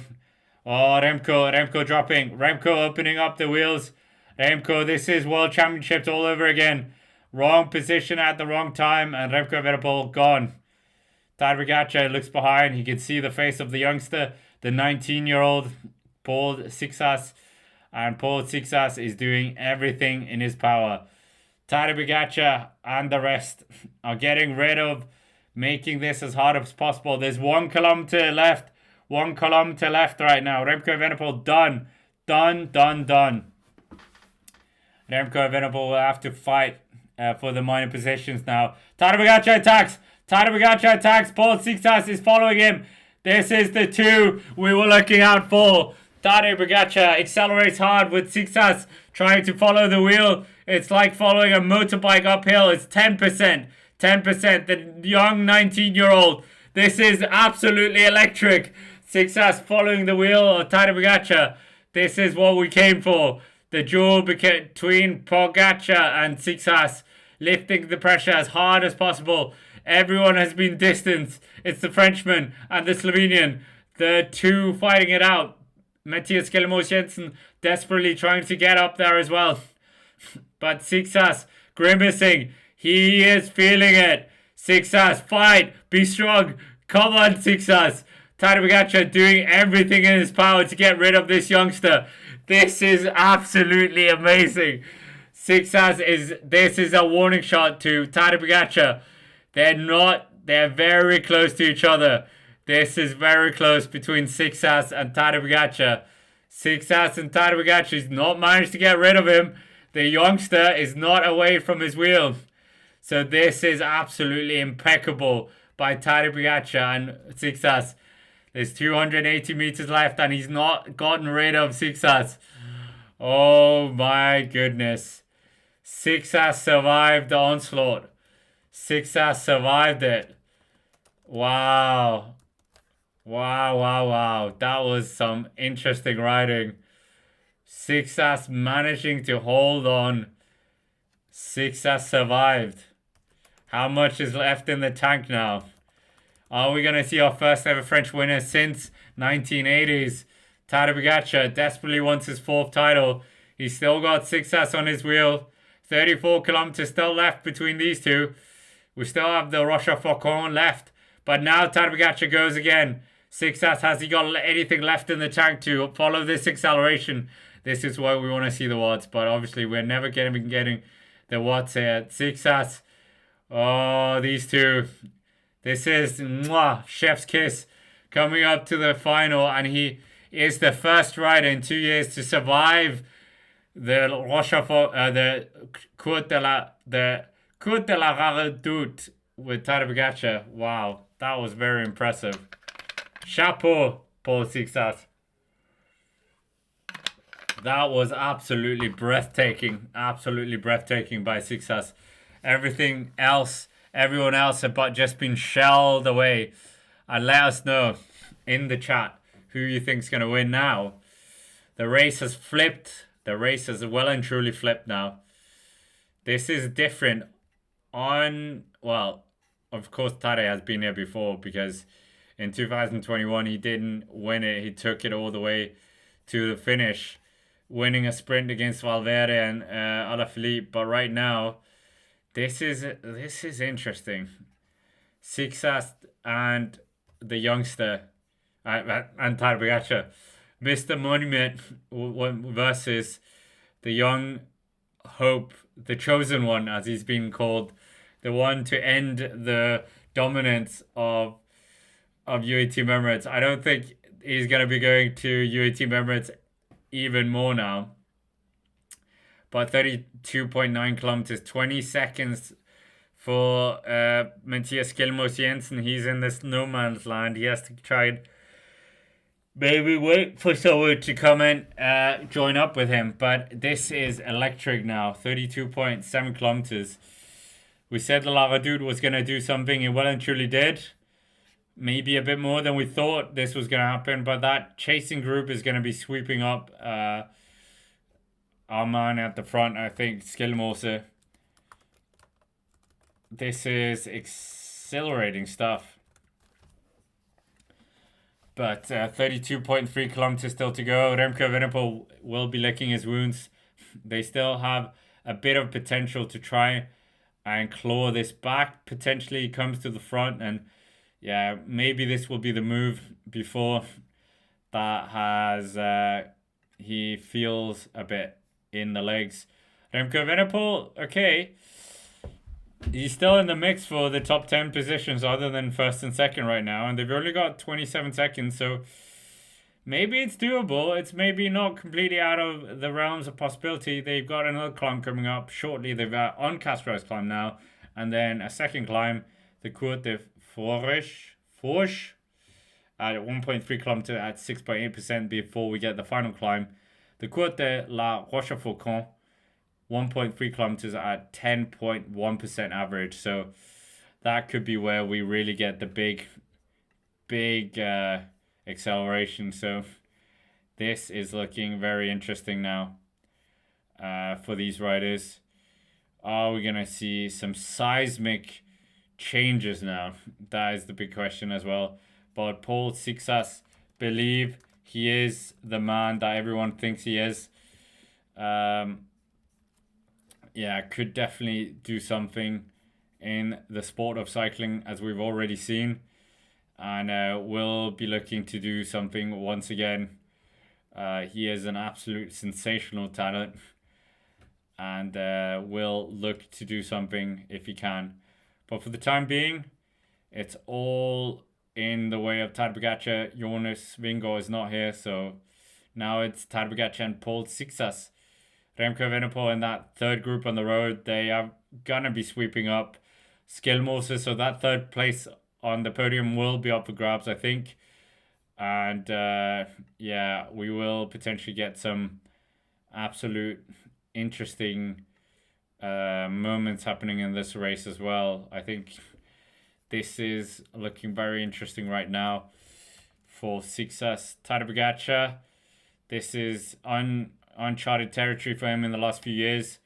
What does Seixas do now? What does Seixas do? That is the big question. Does he try and win this in a sprint? He needs to try and hold on. Obviously, on the Rochefoucauld, I wouldn't be giving him a single turn. Debutant at the race and already up here with the big gun. They've got 28 seconds. Tadej Pogacar will be licking his wounds right now. He's like, wait a minute. This is not good. This kid could potentially do something absolutely remarkable in this race on debut. So we wait to see what's going to happen. Yeah, this is looking interesting now. But for the time being, it's looking very good for Tadej Pogacar, upping the pressure a bit. And yeah, we will see. Skjelmose kind of in no man's land. If you look behind, you could see the chasing group. Remco Evenepoel still in that group. Let's just get a breakdown of that group behind as well, because it gives us a bit of an indication of who's still in with a shot of getting a podium spot as well.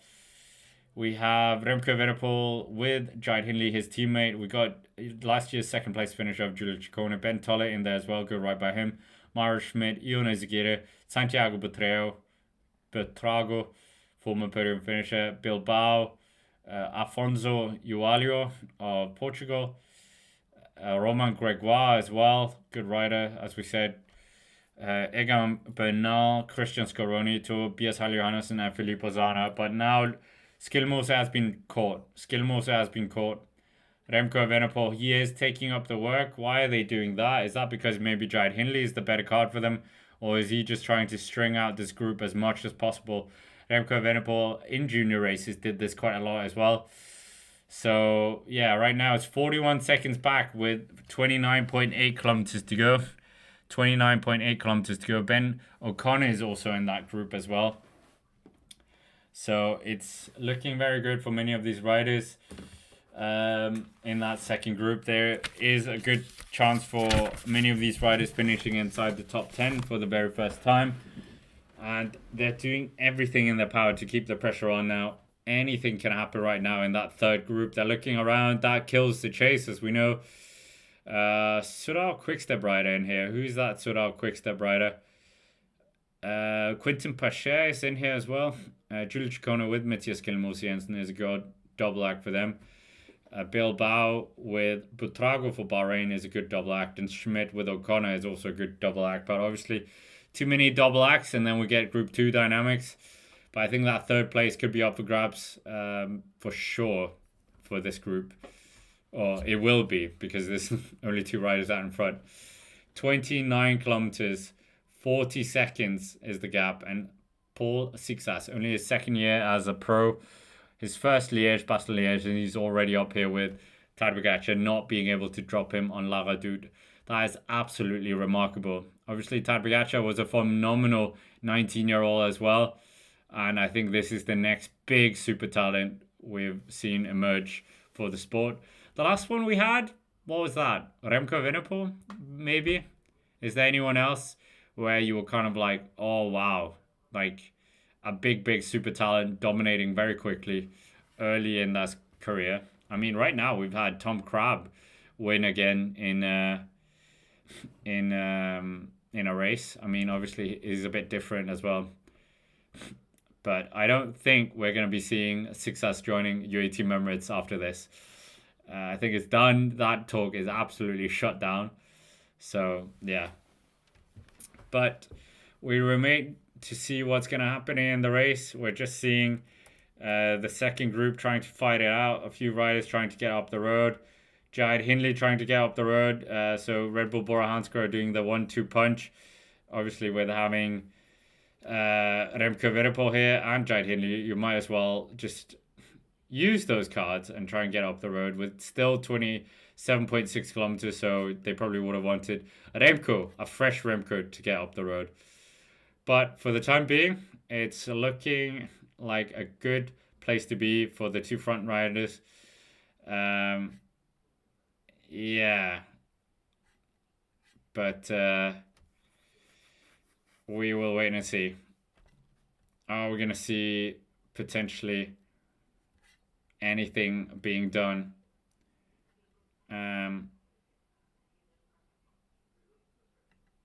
Potentially we will see a big victory by Seixas. That would be absolutely amazing, but I'm not quite sure that's going to be happening.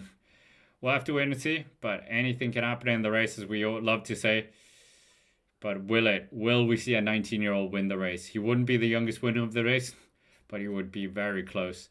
Youngest winners of the race, we haven't really gone through that. Let's go through that before we get to the La Rochefoucauld, but until we get to the next one as well.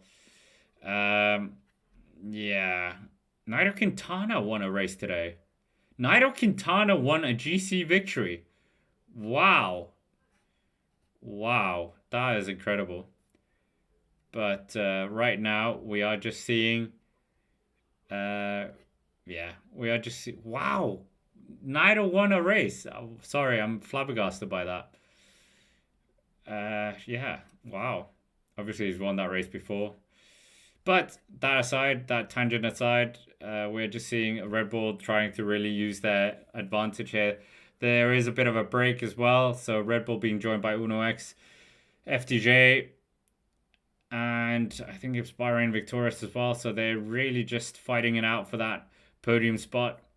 Everyone's doing a good job. Zana is the quick-step rider that I was a bit unfamiliar with who it was. So we will see if these guys... Yeah, Bilbao is breaking off. So that's good. Jide Hindley, Bilbao, Quinten Pachen, Tobias Halle-Johannessen are the four riders who have broken off from that group. That group behind, are they going to try and chase it back? Remco Evenepoel not really looking interesting. There's too much. 25.4 kilometers still to go. Seixas could join this. Seixas could join the winners column if he plays this right. But yeah, we're just looking at this group doing something by a good move by many of these riders. Sana is trying to join this with Mara Schmidt as well. So Mara Schmidt and very, very good by Bahrain. So this first move went, and there's a Bahrain rider. Then the second move went, and there's also a Bahrain rider in there. So Bahrain are going to have two riders up there with Santiago Buitrago and Bilbao. So well played by Bahrain Victorious. Yeah, we will see. But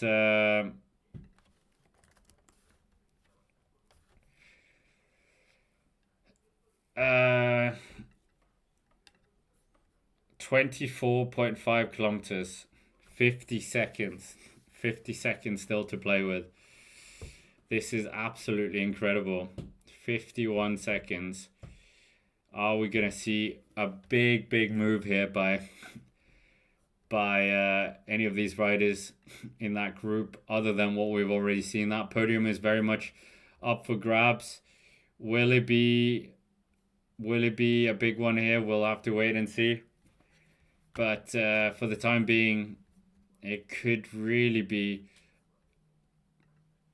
yeah, it could be a big one here for Seixas. He's absolutely in the driving seat.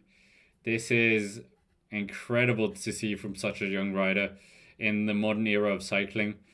And yeah, who's gonna say anything against him? He could absolutely win this. But it depends how the legs are feeling. We don't know. This is a very much a new situation for him. It's a newer situation for Tadej Pogacar as well. Obviously, he has won it in the past from a sprint, as we said, in 2021. Yeah, wow. Absolutely remarkable. Absolutely, yeah. I'm flabbergasted. I think we all are. I can't believe he withstood two moves by Paul Seixas or by Tadej Pogacar, and yeah, that was absolutely incredible, to say the least. 23.9 kilometers. Then the next uncategorized, or the penultimate categorized climb, 560 meters left. We've got a group of 7 following behind with 2 Bahrain victorious riders. They really have to play their cards well if they're going to be able to do something. And are they maybe going to be able to do...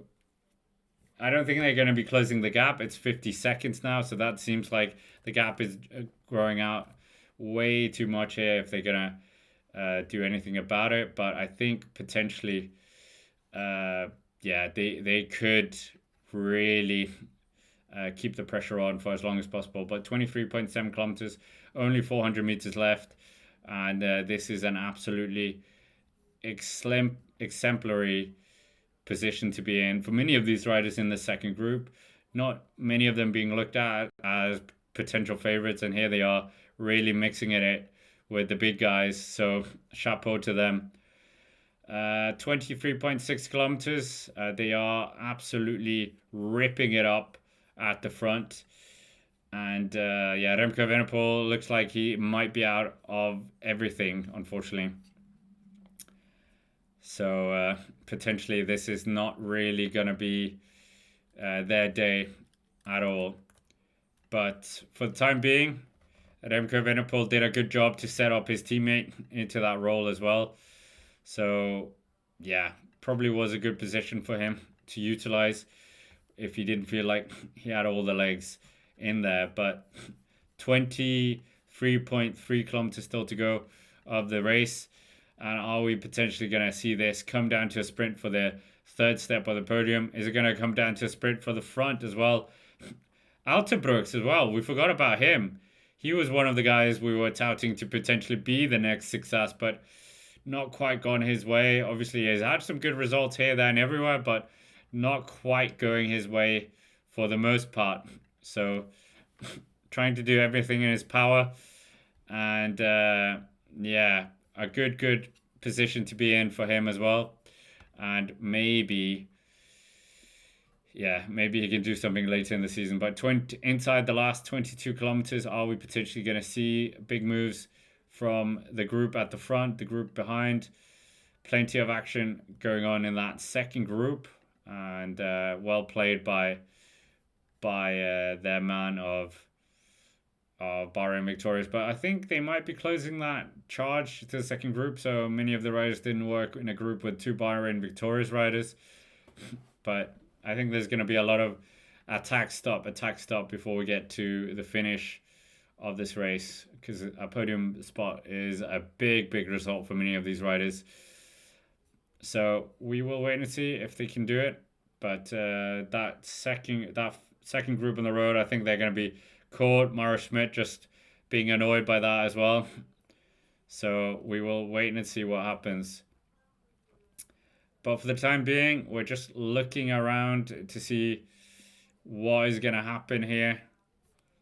And yeah, this is definitely one for the ages in terms of these two up front, the future and the current against each other. Yeah, will this happen? That is the big question.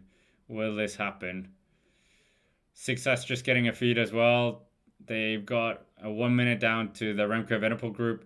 21.8 kilometers left of the race. And anything can still happen in this race. Anything can still happen. This is absolutely exemplary riding by both of these guys. You can't say anything but this. Yeah, this is looking very good. 1 minute and 3 seconds now. I don't think these guys are going to get caught. I don't think so. But they're doing everything in their power to keep the pressure on, keep this pace ignited, and yeah, we will see what happens. But right now, it's a very good position to be in for many of these guys. Yeah, wow. It's just wow, isn't it? It's absolutely incredible what is happening in the front of the race. 21.2 kilometers. Seixas is absolutely riding his heart out.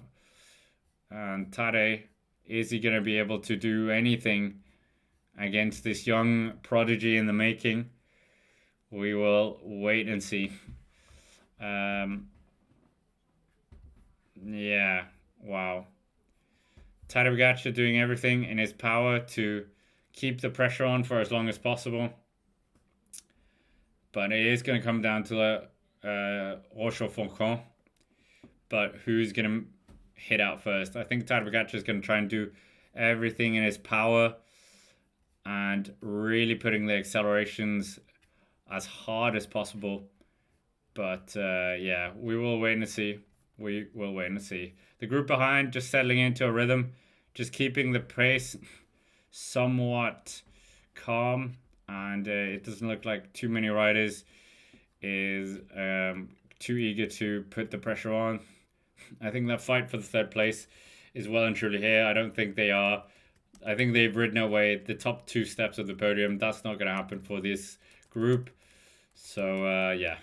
20 kilometers, 1 minute and 9 seconds. 1 minute and 9 seconds.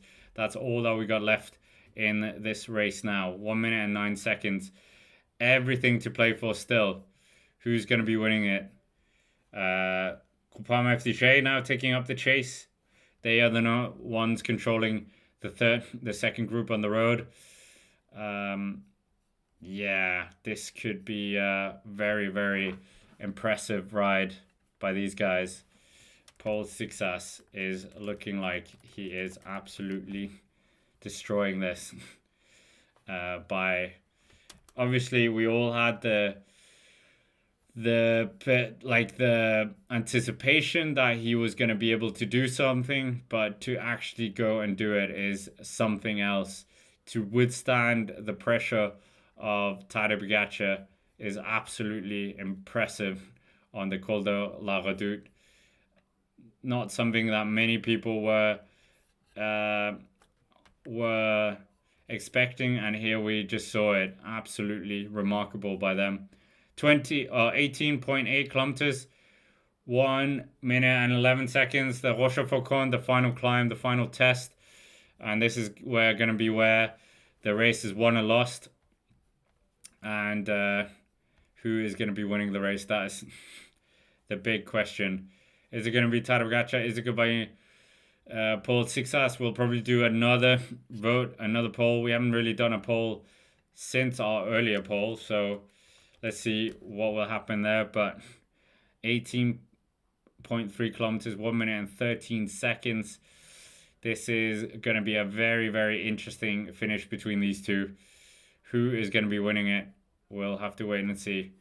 But Tadej Pogacar is looking like he was on the cusp of more history, but there is a youngster in the way who potentially could be stopping that, much like what Van Aert did in Paris-Roubaix. But is this going to be the first monument for the youngster, or is it going to be the 13th monument for Tadej Pogacar. We'll wait and see, but it is going to be a very, very pressured La Rochefoucauld. These two really coming down to the wire, and we'll see who of them will have the yeah, I don't even know what to say, the biggest punch. So yeah, this should be quite exciting to say the least. Yeah. Are we potentially going to see him winning the race yet again, Tadej Pogacar? He's everyone's favorite, the rainbow jersey. He won last year, the rainbow jersey. As we know, the rainbow jersey likes to win this race, as we saw last year with Tadej Pogacar and also with Remco Evenepoel as well. But let's get a new poll and let's see what happened. Great to have so many people in the chat. Let us know where you're watching from as well. 16.5 kilometers, and this is our final monument of the spring. Final big one-day race as well. Who will win the race? There you go. Who will win the race? Tadej Pogacar or Paul Seixas? The French are going to be, their hearts are going to be pounding. It's 1 minute 26 seconds until the last or the next group, so it's not really going to be happening here, but like this is going to be so close. This is going to be absolutely incredible, this showdown. Are we going to see the Flèche Wallonne winner winning in Liège-Bastogne-Liège? Are we going to see Tadej Pogacar defeating the young pretender once again, like he did at Strade Bianche? These two are the 1 and 2, but are they going to be 1 and 2 once again? Well, are they going to be 1 and 2 in many races going forward as well? Absolutely remarkable racing by the youngster. This is absolutely incredible. If he doesn't win, I don't really care, because this has been an incredible addition by him. And yeah, Tadej Pogacar seeing his next threat in the monuments. He managed to dispatch of Van der Poel in Milan-San Remo, dispatch of him somewhat in Paris-Roubaix, but obviously there's a bit of an asterisk there. So we will wait and see what happens in this race. But it's an absolute masterclass from Paul Seixas. So young and still so strong. He really is trying to throw the gauntlet down. Or he withstood the gauntlet, shall we say. Anything can happen in cycling, and it looks like it might just be able to. If Paul Seixas drops Tadej Pogacar on the next one, that will be absolutely remarkable. And yeah, that would be crazy, absolutely crazy to say the least. So yeah, we'll see. But are we potentially gonna see? Tadej Pogacar, we're on the Rochefoucauld. The final climb. Tadej Pogacar opens it up. Tadej Pogacar opens this up. Paul Seixas, can he follow the wheel of the Slovenian, the dominance? The three-time winner of this race. He ups the pace. Seixas is frantically rocking the bike. He's trying to keep this as hard as possible, making sure he can keep this up. But what can he do here? That is the big question. Absolutely, Seixas is grimacing. He's absolutely biting his handlebar tapes. This is a feeling we all know. But Seixas looks like he's survived the first 300 meters. Now we come to the last kilometer of the climb. Are we potentially going to see Tadej Pogacar once again increase it? Put the gear ups. How many accelerations has Tadej Pogacar got left in the tank as well? But it looks like the youngster is starting to frail a bit. He is rocking a bit heavy. And now Tadej Pogacar looks around to see the man who is bidding to be his heir. But the comparison between the two very much is rocking or rolling a bit more than Tadej Pogacar. Tadej Pogacar just upping the pace once again. Slightly. Didn't quite up the pace as much as we thought he was, but he's just looking around. What is going to happen? Just looking around a bit more. potentially can just up the pace. Will he up the pace a bit more? We'll wait and see. Potentially the pace. Oh, the pace. Oh, Tadej Pogacar. Oh, there's a gap. There's a gap. There's a gap. Tadej has gapped Seixas. Seixas just needs to fight. There's only 500 meters left. Seixas needs to fight. He needs to close this gap for as much as possible. Oh, no. The dream is over. The dream is over, guys. Ah, so close. But Tadej Pogacar has managed to get himself by himself here. Just upping the tempo. No one really able to follow this. And now Tadej Pogacar is by himself. No one able to follow. Not even Paul Seixas. And now he's by himself.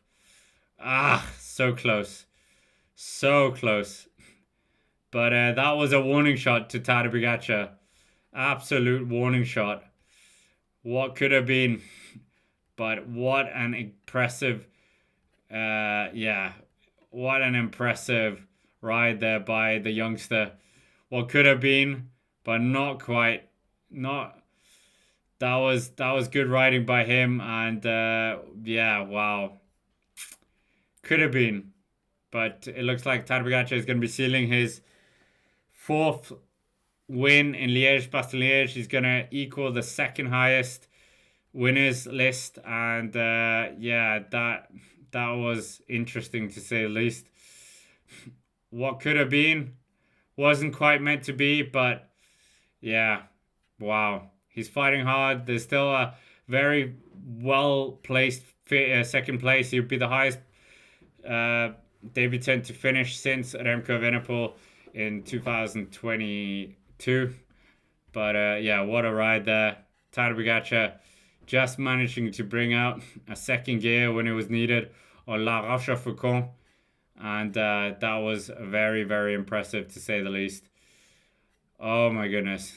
What could have been? What could have been? Anything can happen in this race, and it well and truly did. But the one thing that we were thinking about did not happen. Skjelmose now in this 3rd group on the road, accelerating hard, trying to do everything to increase the pressure. And little trick, are they potentially thinking about Ciccone for another podium spot? Just lifting the pressure ever so slightly. Doing everything in their power to just keep the pressure on. And this is looking like a bigger fight for that 3rd step on the podium. So a big fight for the podium is coming up. And we will see who is going to win that fight. But for the time being, it is a very hard fought front of the race. And Skjelmose managing to get rid of most other people here. It seems, but how hard will he be able to follow this? That is the big question as well. Absolutely impressive ride by Seixas. He's definitely one for the future and sent an extreme warning shot. An extreme warning shot for Tadej Pogacar. He's definitely going to be one he needs to watch out for. I don't think the U18 Emirates is going to get him in the transfer season. But yeah, very, very interesting to say the least what has happened here. This is Egan Bernal, Ben O'Connor fighting in this back end of the group at Skjelmose. He's jumped out. There's 11.7 kilometers left for Tadej Pogacar. There's quite a big gap between Seixas and Tadej Pogacar now, 28 seconds. He's reached this limit, but Seixas, absolutely remarkable. Wow, wow, wow. The fact that he survived that onslaught was incredible. Absolutely incredible. 25 seconds, they're saying, up to Tadej Pogacar, but I don't think he's going to be catching him back up, unfortunately. So I think it's done. I think it's over. I think this is the win. He's getting another victory. And Paul Seixas, what a phenomenal ride by him. And we'll wait and see what he will be able to do deeper into this race as well. Incredible race. Yeah. Absolutely incredible. Yeah. But Tadej Pogacar looks like this is going to be his fourth monument in this, well, fourth Liège-Bastogne-Liège title. What will it be? Third monument in the year if you don't count Strade Bianche. And yeah, this was absolutely impressive performance by the youngster, 19-year-old Tadej Pogacar, receiving the plaudits of the crowd. This is the world champion winning back-to-back editions as world champion. Not sure that's ever been done before, but of course wearing the armband for his former teammate who passed away, unfortunately. And what a good performance here in his honor of his teammate as well. Paul Seixas, he's definitely going to be going to the Tour de France, I think. And he's really shown what he's made of here in this race as well. This is a rival to be reckoned with. He's only going to get stronger. He's only 19. And I think Tadej Pogacar is going to be very worried about success in the future. The fight for the third place looks like Skelmose has won that. The fourth group on the road is now not really looking like they're too interested in this either. So it might just be a snooze fest all the way to the line. And this could definitely be, yeah, they're all looking at each other, but I'm not sure that anyone's going to do anything here. It looks like they're probably thinking about getting a top 10 place. They don't want to carry anyone to the line as well. So maybe that's what they're all thinking about as well. 10.2 kilometers still to go. And Tadej Pogacar doing everything in his power. The motorbike is a bit close for my liking, but yeah, the UCI doesn't really care about that. 10 kilometers to go. 36 seconds left. 36 seconds if Pig Sixas was going to be able to close the gap. Matthias Skelmose Jensen has a gap of around 20 seconds on the Renko Evenepoel group. So he needs to try and close that as well if he can. But for the time being, it is looking like Skelmose could become a podium finisher. I think the first Danish podium finisher since Fuglsang won it in 2019. And yeah, it's looking particularly good for these guys at the front of the race now. It looks like it is a done deal, and potentially it is all over. So are we gonna see a podium finish with Skelmose in third place and the other riders? We'll wait and see, but for the time being it is looking fairly good now. It is looking fairly good for Tadej Pogacar. He's got quite a big buffer to Paul Sixas, so we all expected one thing, and it all came down to the end of Tadej Pogacar versus Paul Sixas. But in the end, the outcome didn't change. Tadej Pogacar is going to be taking his fourth title in this race. Absolutely incredible performance by him, and so consistent in this race. And despite his plan not quite working with La Redoute, he still had enough in the tank to dispatch him later on. So Tadej Pogacar looks like this is going to be 10 kilometers of a victory lap. The podium looks like it's sort of settled now. So it is going to be Pogacar, Sixas, and then Skelmose potentially. And then the fight for the places behind will definitely be playing out in due course. So we will see. But that was an absolutely impressive ride, to say the least, by Sixas. You're probably gonna hear me in awe of him for quite a long time, really taking it, and people rightly choosing saying that he is the chosen one. 8.3 kilometers left now, 44 seconds down to Sixas. The decathlon AG2R rider doing everything in his power. And I think you guys, most of you got it right. 90% of you believing that it was going to be a win for Tadej Pogacar. So let's just have another poll as well. Do you think he should go? Where should Seixas go in 2027. Great to have Burrowman Oman from Middlesbrough up the borough. 7.9 kilometers, 45 seconds. It's extending out even more. Where should he go? Team UAE Team Emirates.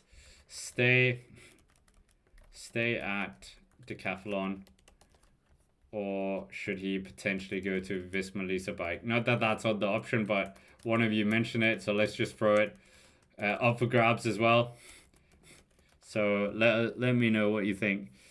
Get involved in the poll, and 7.5 kilometers still left. Remco Evenepoel's group is 13 seconds behind Skillmoser, so that race is still not over, to say the least.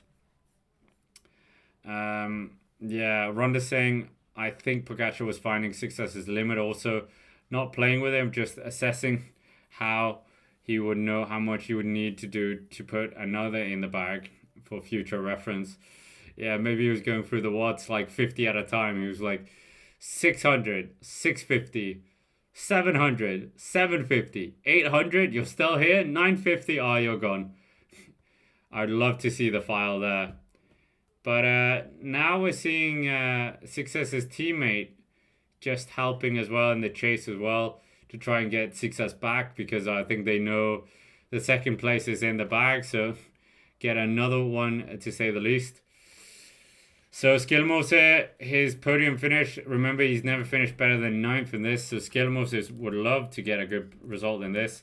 He said to Danish media that he had the legs to win Flèche Wallonne in the week, but I mean, easy said afterwards. He finished 5th in Flèche Wallonne, bit of bad positioning, was 2nd in Amstel. So he has had a good couple of races. So this would absolutely help him even more. And if Skillmoser actually finishes a 3rd in this race, he would be the most consistent rider over the 3 races. So I think that is a very good performance as well by him.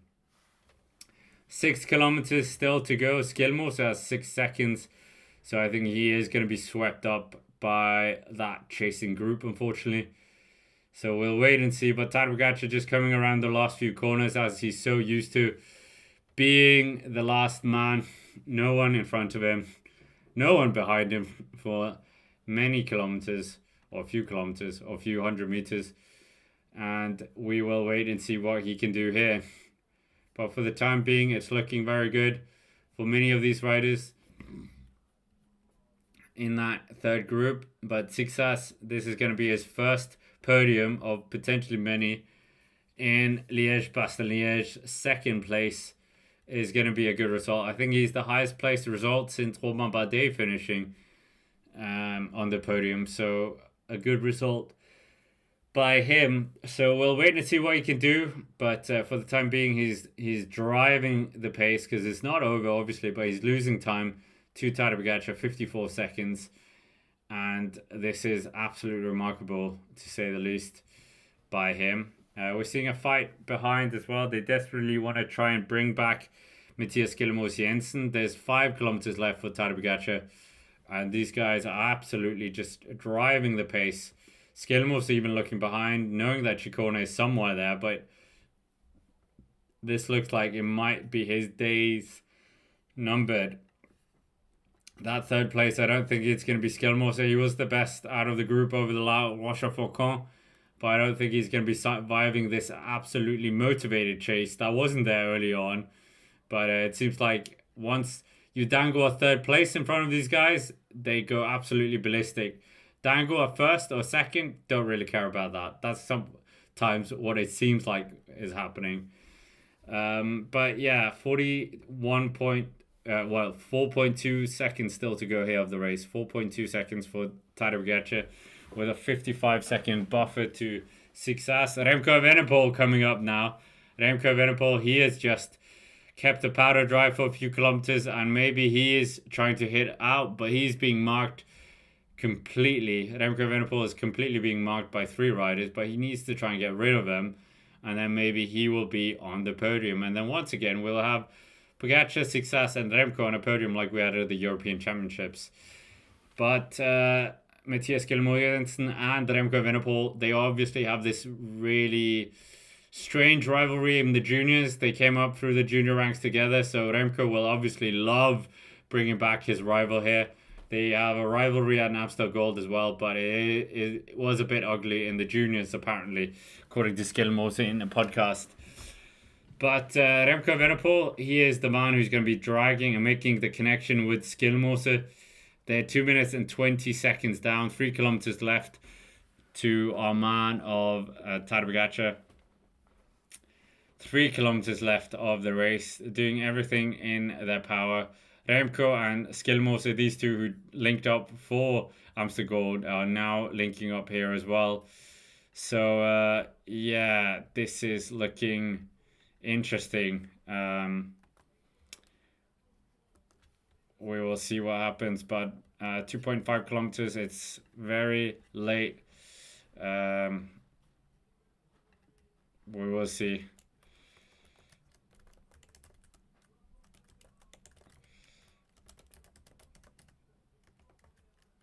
Tadej Pogacar, 2.2 kilometers still to go. Paul Seixas, 56 seconds, 2 minutes and 10 seconds. Remco Evenepoel, yeah, he is, well, it's a group. He's not managed to get rid of them. So right now, Remco Evenepoel is just driving this train of, it looks like 15 riders. So it's going to be a big sprint for that third place. And yeah, this could be quite a sizable one. This could be a, yeah, 1.7 kilometers to go. Yeah, Seixas really driving the pace. He's not in threat, I think, of being caught, but Tadej Pogacar, he is coming towards the finish now. 1.4 kilometers. He's done what we all expected him to do. Absolutely ripping it up. And yeah, wow. Just chapeau to Tadej Pogacar, sealing another victory. No one could stay with him. Seixas did his best. He makes sure his armband is visible as well. And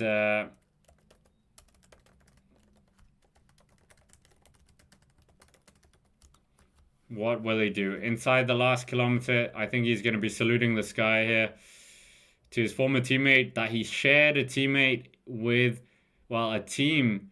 He was part, Christian Monos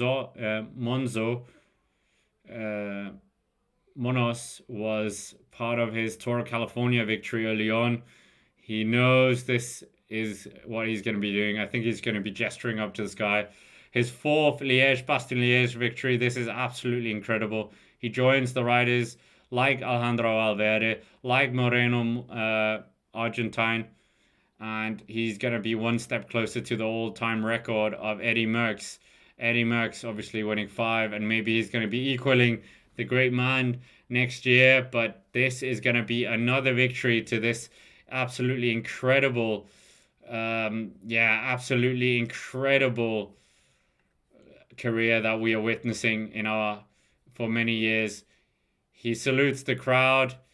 He looks around. He has plenty of time to enjoy the moment. This is 4 victories, 3 in a row. Second as a world champion. Absolutely remarkable. And the Slovenian taste victory points to the sky. And that was his victory here in Liège-Bastogne-Liège. He came, he saw, he conquered, and takes his 3rd monument victory in his season. But take nothing away from this guy behind, Paul Seixas, 19 years old. This is going to be his first ever podium in Liège-Bastogne-Liège, and his first ever edition of the race. Absolutely chapeau. In a race that averaged 44.4 kilometers, he was not far off the win. He held with Tadej Pogacar in La Redoute. He was there, and also there, La Rochefoucauld just couldn't hold the last attack. But what a man, what a performance. And Seixas definitely has a lot to achieve in the future. But let's see what you guys said in the poll as well as we wait for the third group. There's going to be a sprint for that podium position. Who did you think that we were going to be seeing in terms of where should he be going? Most of you saying staying at Decathlon. 33% of you saying go to UAE Team Emirates. But now we're going to enjoy this sprint for third place. This is a sprint for a podium to get your name on the podium positions. We saw Wout van Aert get a sprint to get third place as well. But yeah, are we going to see this? Remco Evenepoel opening it up. Egan Bernal, Romain Grégoire could be poaching this from Remco, Grégoire. Oh, Remco joins the podium. So a good little sprint there, and Remco Evenepoel comes out on top. So that was a good little performance there by Remco Evenepoel. Yeah, I will await the top 10. I'm going to be joining. Well, Patrick is going to be joining for the what are we calling it? Recap race analysis, and I will just allow him to set off, but we'll just await the top 10 as well, and I will just start our recap race analysis so I can get back to you guys. So yeah, absolutely remarkable result here by Paul Seixas, and yeah, wow.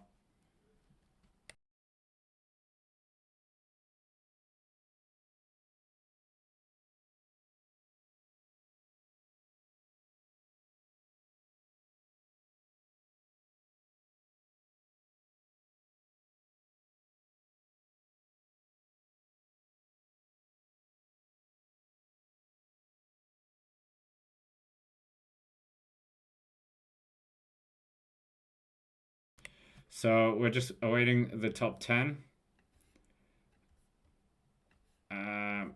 What is going to happen in the top 10? We will see what happens later on. But